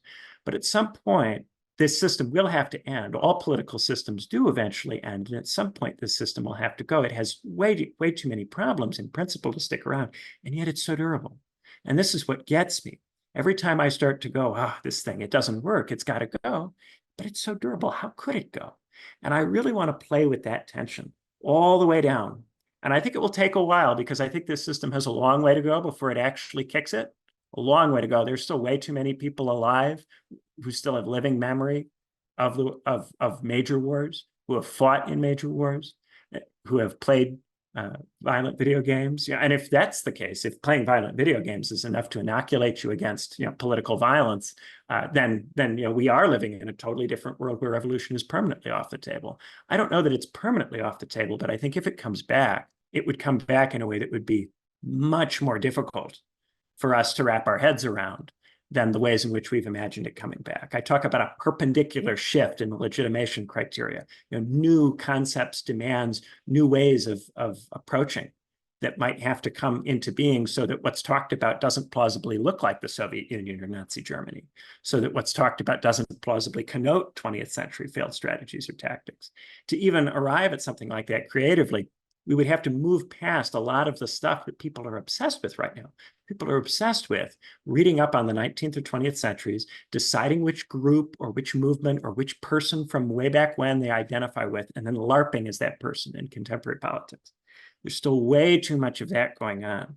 And so I think we are a long way away even from getting to the point of having the creativity, because to have the creativity, we would have to admit that everything from the 18th, 19th, and 20th centuries resulted ultimately in the world wars, and that all the world wars gave us, all of that death gave us, was a Soviet state that collapsed, the Nazi regime, which was horrific, genocidal, and collapsed, and Bretton Woods, which collapsed. So you can have enormously horrible, terrible cataclysms and get nothing of any value. And indeed, not only nothing of any value, but horrific regimes that nobody would want to live in at all.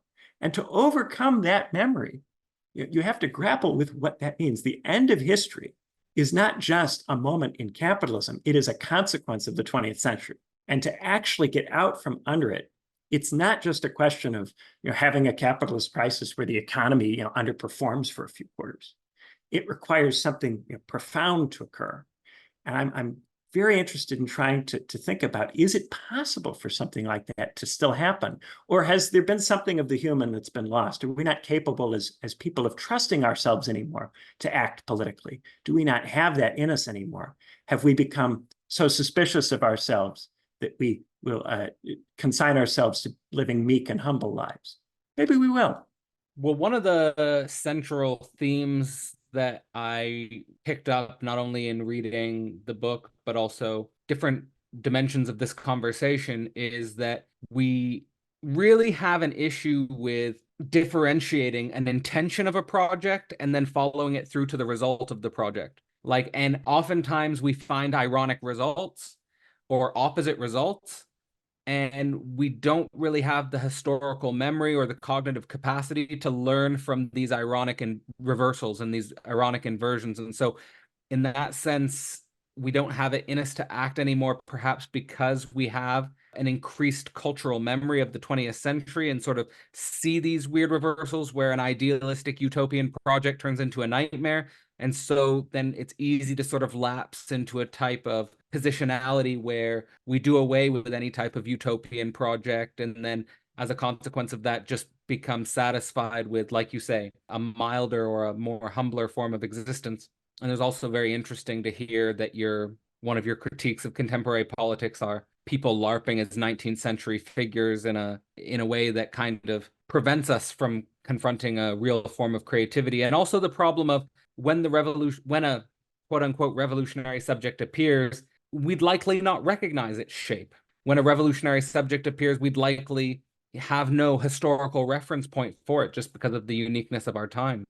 But in regards to specifically this very powerful statement you just made about the result of the 18th, 19th, 20th centuries being these catastrophic forms of world war, Nazi regime, Soviet regime, Bretton Woods, and so forth, it actually transitions quite nicely into, say, a challenge in the sense of when you mention someone like Steven Pinker, who argues that modern life is pretty great, or other thinkers who basically are saying that look at the technological trends of look at how abundant it is. We're in so much abundance that all you can complain about is whether or not you get the right pizza at the grocery store, or specifically that type of pizza and stuff like that.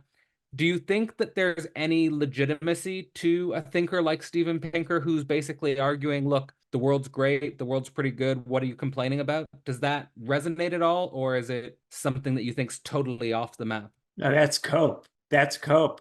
And it's cope because we're scared. We're scared to be creative and to do something because of, as you say, we know that idealistic projects often don't turn out the way that they're meant to turn out, right? And a lot of the LARPers will focus on the intentions of the people.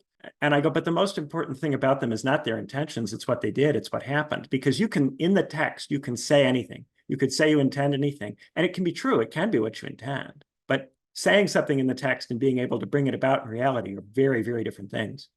Very different things. And people will treat the constraints of reality like unfortunate, things that happen to get in the way. No, all of that was necessary.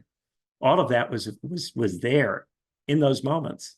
And the thinker has to, try to navigate that. And the thing is, all theories hit a wall when they have to confront what actually comes up. No matter how hard you try to anticipate everything ex ante, you never can. There will always be contingent things, random things, things that don't quite fit in, that you can't quite anticipate or make sense of or predict. The human mind is too limited. We're stuck in bodies. We don't have access to all of the universe in an unmediated way. So we always screw up, right? But if you then say, okay, well, then we shouldn't try because we're weak, we're not able to think well enough, we're monkeys, we're too stupid to do this kind of stuff. And you go, well, it's okay because everything is for the best in this best of all possible worlds. No, it's not. We've got anxiety. People are constantly worried that their life is going to be undone by the next, vibration in global capitalism. We've got anomie, people who don't have social roles, people who can't find families, people who can't find work, people who have been locked out of the workforce, people who have done degrees and can't find jobs related to what they envisioned for their life, who feel aimless, who feel like they don't know what to do. We've got alienation. We've got people in jobs that don't fully satisfy them, that don't bring out their capacities, that make them feel mutilated in some way, estranged in some way from themselves. We've got atomization. We've got people who have no friends, people who don't know how to meet people, people who are alone. And some of these people have money, and some of these people can buy a latte every day. So what? They're not happy people. The standard of living increasing does not mean that people are happy. And you don't have to even experience this stuff directly to notice it in your society and feel like something's not right. Something's not right. And then whenever anybody tries to talk about this stuff or get anything to happen, the institutions go, what are you talking about? Everything's great. And there's this absurd aspect to this, especially because when people aren't in office, they'll say, oh, yes, I'll help you. I will work on these problems. Then as soon as they get into office, they go, what are you talking about? It's the greatest economy ever. Everything is great, right? Because their incentive shift, once they're in office, they have to sell whatever it is that there is because they couldn't change it. So now they have to sell it because otherwise they won't get reelected.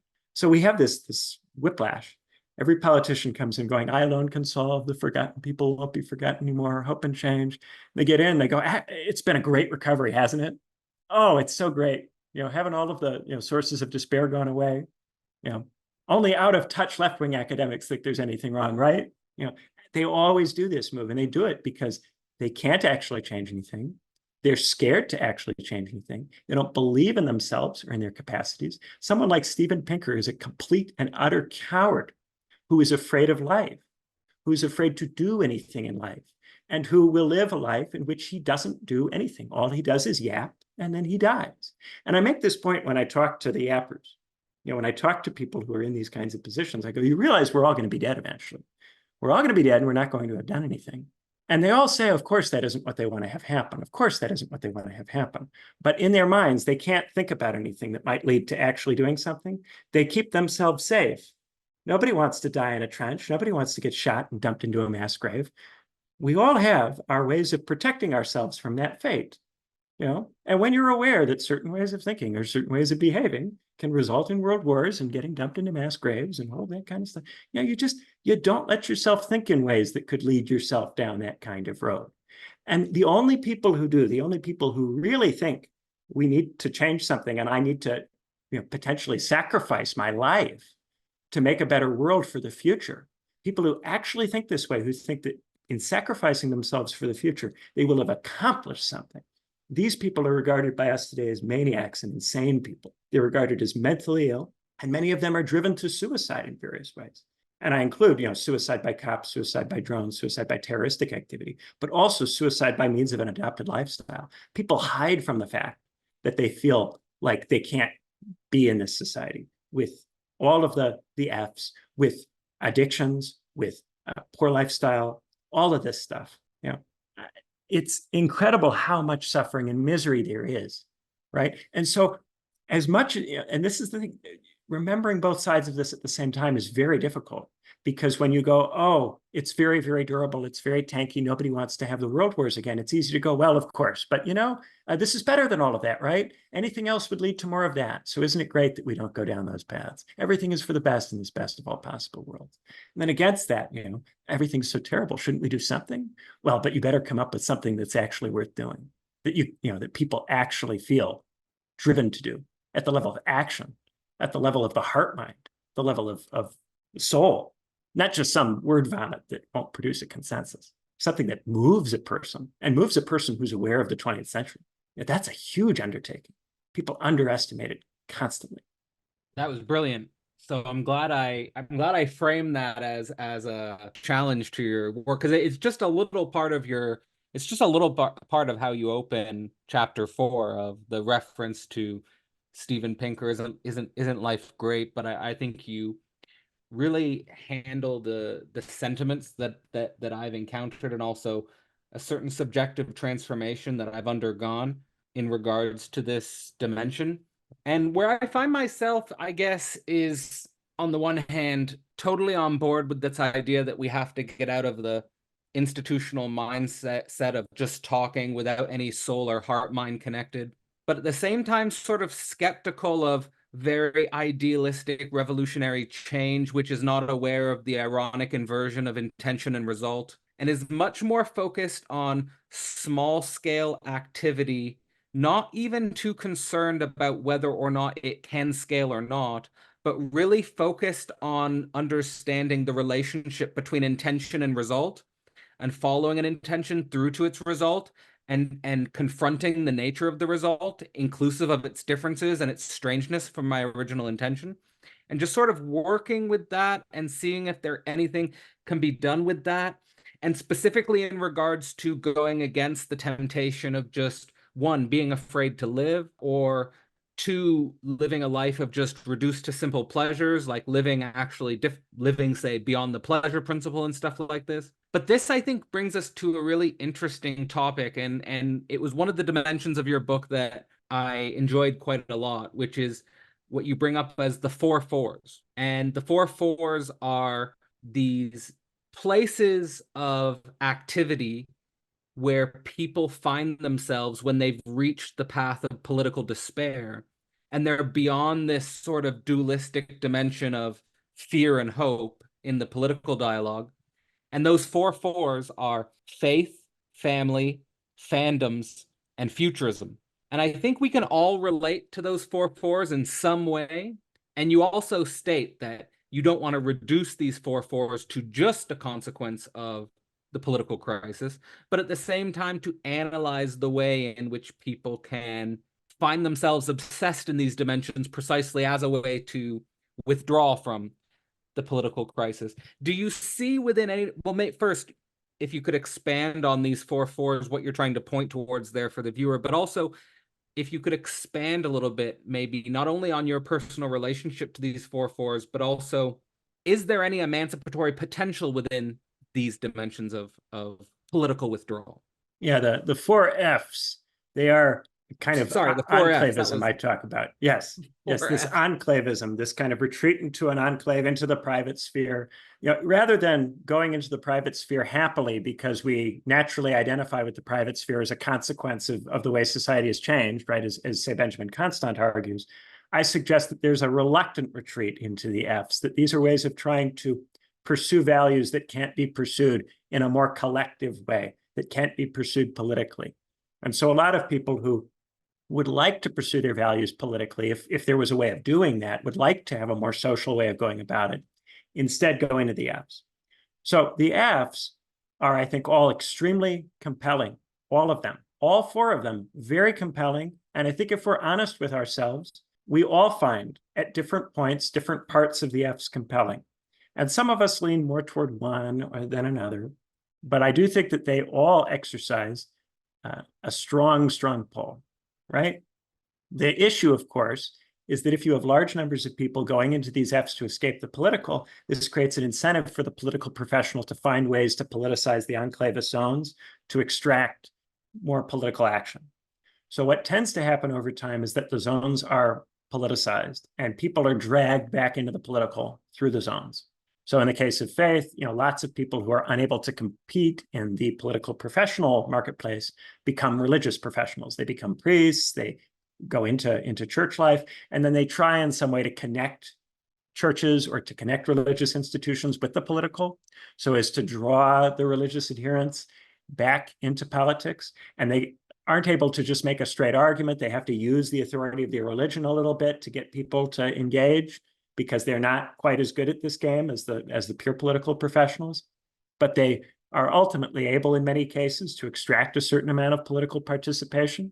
At the same time, that extraction will have the same kinds of effects on people's confidence in religion, in religious institutions, in the professional priests. And so the same game will play out with them. And this leads to things like the spiritual but not religious orientation. It leads to various forms of atheism, right? Within the family is extremely compelling to people because they exercise so much control over its form in theory, right? If you're a dad or a mom, you have a very large percentage of the decision-making power in the institution of the family, right? Even if you share it in a totally 50-50 way, even if you invite the children to be part of decision-making because you're very, very open, in terms of hierarchy within the family, you're still going to have a share of decision-making power that vastly exceeds what you can have in any other kind of social or political institution. So it's very compelling to many people, especially if they feel they have values that are very strange, that very few other people in their society have. It's a very compelling hideout. And this is true not just of the nuclear family, but of communes too, and of all sorts of different kinds of alternative families. I'm not just talking about the nuclear family here. It's something that both progressive and conservative-minded people engage in, this move toward the household as the basis of where you set up shop. The trouble, of course, is that it's economically very difficult to run these things, especially if they espouse values that are contrary to the market, contrary to the economy. It's very, very difficult to sustain them without making a series of compromises or without trying to make political demands for forms of state support. So ultimately, people in that space get dragged back into asking for things like child tax credit, asking for things like tuition-free college, asking for more investment in the public schools or for changes in what the public schools teach, asking for vouchers or for ways of getting alternatives to the public schools. All sorts of political participation is extracted from people in that space. In the fandom space, you get the same kinds of cultural antagonisms that mark the rest of mainstream culture. So major celebrities are forced to take political stances because as everything becomes more and more divided, these antagonisms necessarily must be reflected in the celebrities. They're not able ultimately to avoid them, even if they want to. Secondly, even in the minor fandoms, people start having arguments about whether the fandom should be descriptively representative, should it include a lot of different groups, should there be a diversity of characters or diversity of writers or diversity of people making content? Is that what's important to reflect the diversity of the population in the fandom itself and in the content itself? Or should it be a kind of conservative unifying project where there's a specific set of values or way of life espoused by the cultural product that everyone who consumes the cultural product has to sign up to, that's exclusive and can be alienating for people who don't fit into it? That same kind of cultural thing, you see it with Star Wars all the time, right? Or you see it with any kind of really a big franchise. But this stuff goes on even in the small fandoms. It's just it doesn't get covered by media. These constant fights over exactly how should diversity within a fandom be handled. And this is because the conflict that this chronic crisis creates, it goes everywhere. It spills into every domain of human life. So whenever you're interacting with other people, this conflict will be produced and you're going to have it, right? In the case of futurism, futurism gets people to do all kinds of wild things, work for tech companies and not join unions, work overtime, work ridiculous hours for these people. It gets people to buy cryptocurrencies and NFTs and stuff that promises them some kind of fantastical resolution to all their financial problems. Fortune favors the brave, Matt Damon kind of equating participating in technology to going to space, fantasies about going to space. And this is something, it used to be that when people were miserable, they could just get up and move somewhere. That was a way that societies could let off steam, especially big countries like the United States with a frontier. Space becomes this place where you can imagine running off and doing your own thing. But of course, this technological development, if it's moving in that direction at all, is not moving in that direction very quickly, certainly not at a speed that would actually have any kind of real liberating effect for any of these people who are involved with it. Nevertheless, they identify with it. But what happens over time is a lot of this tech gets caught up in political struggle. The social media companies become political footballs. Elon Musk acquires a political valency. He purchases Twitter and becomes a political figure because if our internet is regulated by the tech oligarchs in collaboration with the state, then you're going to have all of these political questions about how the internet, how the social media organizations run, how the algorithms operate, and all of that stuff brings the political back into these spaces and politicizes all of those figures. So it's very difficult, I think, to permanently get out. Nonetheless, I think all of this stuff is very compelling. I find a lot of theological work, religiously motivated political theory, these perspectives very interesting. I'm very interested in notions of the universal or the absolute or the good. I think a lot of people are. I think a lot of people are drawn to those kinds of things, especially in the United States, a country where religion has continued to be very important. I think a lot of people entertain the idea of just finding the right person or having kids or getting their own property somewhere. A lot of people do. Alone or in common, because a commune is also getting your property somewhere and creating a different kind of space somewhere else. I think a lot of people have movies or shows or things they saw when they were kids that they can't help but feel nostalgia for. Nostalgia is this nostalgia for a time when we thought we might actually make something of our lives. That's all it really is at the end of the day. It's a time when we thought we might actually act. We might actually do something, right? Before we got caught up in all of this, we thought maybe we would do something cool. Maybe we'd be part of something cool. We identified with the characters that were doing the cool things, right? In the shows, in the movies. So of course, we all have our shows and movies and things that we like, and we've got our, some of us, our sports that we like, and our, we identify with the professional athletes who win, who get some kind of ultimate triumph that is denied to us in the kind of life that we actually have, right? The fact of having won the title is something that grips people because it's actually having won something. Actually having gotten a success, which if you never attempt anything, which most of us never do, you never really succeed. You never really get these moments of unqualified success. But the athlete gets them, and identifying with the athlete allows you to share in these moments of transcendental success, right? And the same goes for futurism. We all would like to imagine sometimes that the science people will solve our problems, that the science people will come up with a technological solution that changes the way society works to such a fundamental degree that our social theories become outmoded and new possibilities are introduced. The cybernetics, the accelerationism, all of that is hoping on some level that technology will change the game in a way that makes it easier for us to think differently, easier for us to act in different ways. But generally, that's not been how it's gone. I mean, it's a complex web, and I can totally see the way in which all of these things get caught back up into the political cycles, can get caught back up into the political game. And so in some deep way, it feels like there's no escape and yet there's no solution. It reminds me of, this idea that the nature of the human being is somewhere in this dimension of, in their becoming, being forced to confront an unavoidable, impossible problem, or confronting an unavoidable, impossible dimension. And confronting this unavoidable, impossible dimension, and what you do with this dimension, is perhaps the difference between people who never act and people who decide to take a leap or decide to act. And in relationship to the way you ended chapter 5, specifically with that metaphor of the balloon in the air, I get the sense that no matter what way we act, it has something to do with reconciling with an unbearable ground, or something to do with being able to live on the ground even after you've been in the air and had an overview.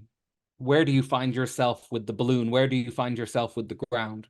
Yeah, I did an episode on my podcast, Political Theory 101, about Murakami and post-despair politics. I find myself constantly talking about Murakami lately. I think that there is in Murakami this sense of the post-political. What do you do after some terrible thing has happened, some irreversible tragedy?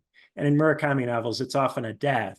But I've always tended to think that these tragedies in Murakami stand in for the possibility of the 60s, what it was in the 60s that people of Murakami's age, what they were trying to bring into being, the kind of society, the kind of world, some utterly different kind of world that they tried to bring into being. And all they got was, as Murakami often puts it, advanced capitalist society.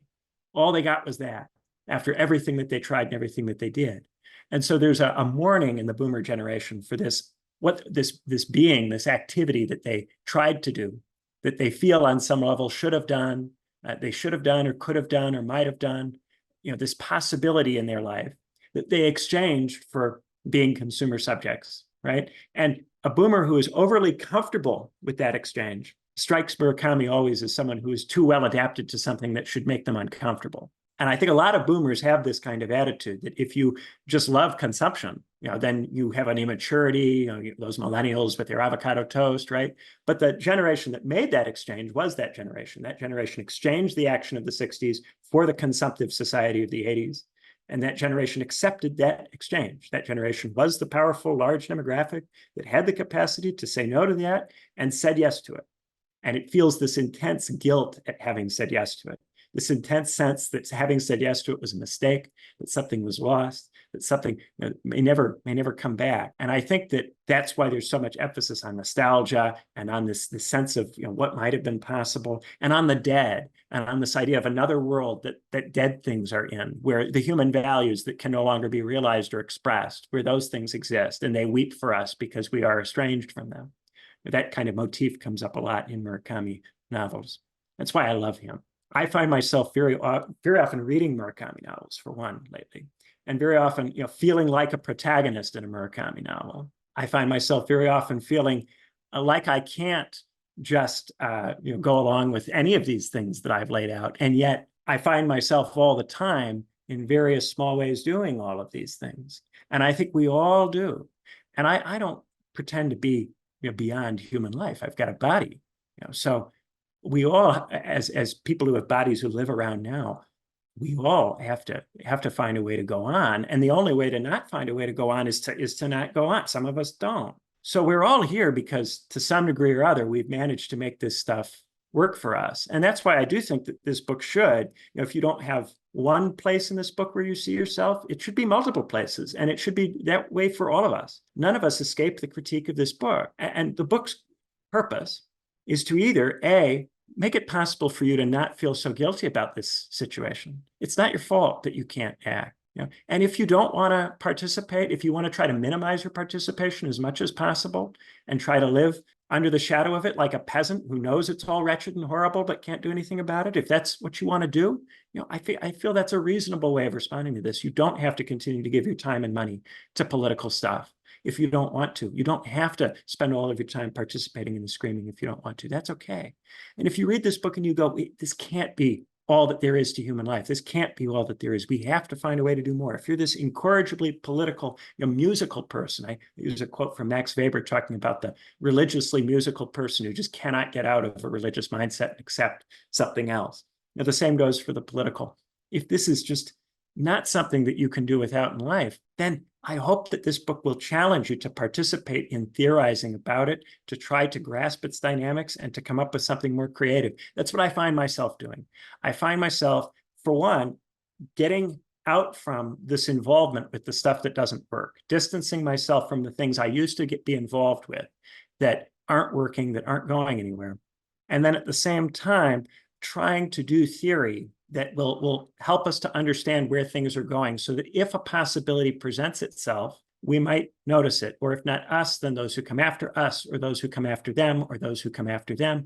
But to be part of a tradition of observing what's going on in a way which actually might enable someone at some point to do something about it. Sometimes people talk about things like messages in bottles, but maybe even that, maybe that's too pessimistic. Maybe we will, if we look at it, eventually come up with something else. Maybe we will discover new possibilities while we are alive. Maybe we'll live to see it. Maybe the younger people, the people further on. But I discourage this kind of thinking, and I discourage it because I think expecting the younger generation to solve the problem, or expecting it to be solved in your lifetime, prevents you from taking it as seriously as you should. You should be prepared for the possibility that we may be as yet very far removed from the demise of this system, and that ultimately to make something better that comes after it will require an enormous amount of careful observation and study across a long period of time. And it may never produce the kind of catharsis that we'd like it to produce for ourselves or even for anybody.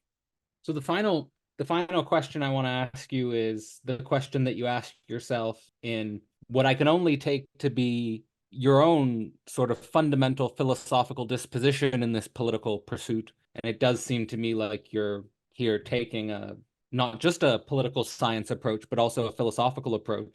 Is what if this book is wrong? The title of the last chapter, what if this book is wrong? In what ways do you critique yourself? In what ways do you doubt yourself? Or in what ways have you already started to see another way of thinking or seeing that might be in your next book? Or do you have a different tone or a different style emerging in your more recent work, which is currently unpublished? So the next book is different from this book in terms of it's more conceptual in focus. It focuses more on legitimating abstractions, the ways in which they can be conceptualized, and how these conceptualizations interact. That book is coming out with Edinburgh University Press, and it's more academic, more thoroughgoingly academic than this current book. I think its argument is in some ways deeper and more penetrating than this book, but also it's an attempt to really think through the conflicts about the concepts and how they may play out. I do see certain things that may be coming up in the third or the fourth book that, of course, as people who write books, we're always thinking far down the line as far as we can think. I already have ideas for a third book. I've started working on it. And I have a thought about what the fourth book will be about. Thought about what it will be about, but I've not written any of it yet. I've maybe written 18,000 words for the third book so far. I am seeing I think we have to think about the state's internal divisions as themselves generative. I think oftentimes the state is taken to be this fixed thing, which requires society to change, right? Society is the thing that's generative and it drives the state to adapt or change or to be re-given, right? In a lot of 19th century theory, the state is this thing that tries to keep things the same, and society is the source of change. So society is the realm of freedom and the state is the realm of repression. I think what we are seeing now is that the divisions that are penetrating both society and the state are developing dynamics that will create change internally within these structures over time. There will be changes in the way the state operates that come out of the ways in which these divisions affect the state, and that these changes will eventually produce different kinds of politics, different kinds of ways of thinking, different kinds of concepts that are not currently in our discourse, or if they are, they're not in dominant or very substantial roles. And I think that if we could get a sense of this stuff, we might be able to see what kinds of regime possibilities are down the line.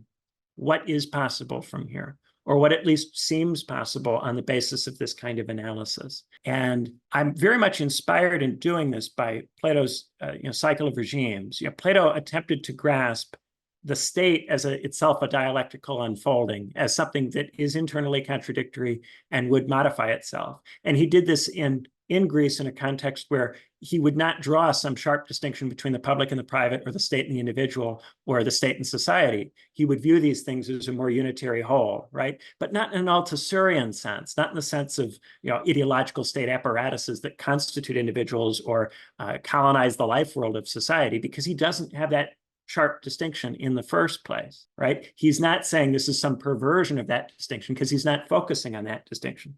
He's instead treating this thing as a dialectical unfolding process that is much more unified in character than the way in which, say, Habermas or Koselleck or any of these other guys are able to treat all of this.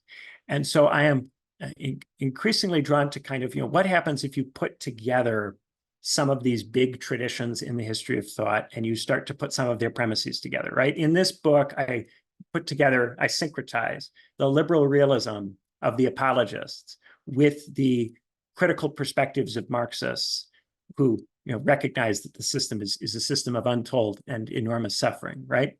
I put together the suffering and the durability of the thing. What if we consider the state as itself a site of dialectical struggle? What if we consider that as something which will produce different kinds of regimes? Maybe not the regime that everybody wants, or the regime that everybody has in mind, or the regime everybody would like, but a regime that will change the way that we think and the way that we talk, and our perspective and our character as subjects, that will cause, if we do have children or grandchildren, them to think differently from us.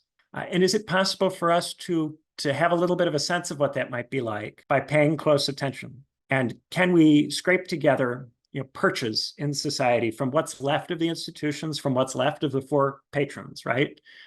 Can we scrape together these things and find places, stable places from which we can observe this stuff without being unduly influenced by market forces, competitive market dynamics?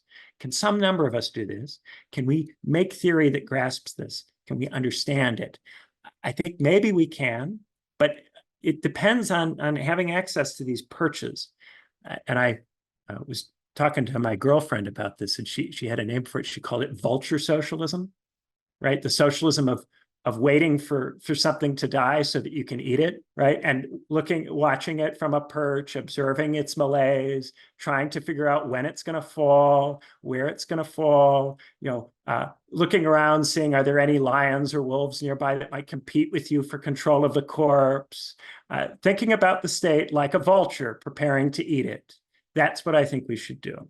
I can't help but bring up just thinking about what's the difference between Vulture socialism and the Owl of Minerva?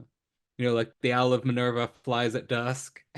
and is there a different way of thinking about this metaphor? But I'll have to brainstorm a little bit about it and see if there's a meaningful difference. But before, not really a question, but I just wanted to highlight what you said and what you brought up at the very end of your book. I thought it was very interesting the way in which you critiqued and at the same time gave flowers to the Marxists and the liberals. You sort of say that Marxists are right to critique capital, but wrong to think it will give way. I think that's well said, because I think the idea that it's going to fall away is itself misguided. But also sort of saying about the liberals that they're right to think capitalist democracy is very durable, but wrong to think it is a good system.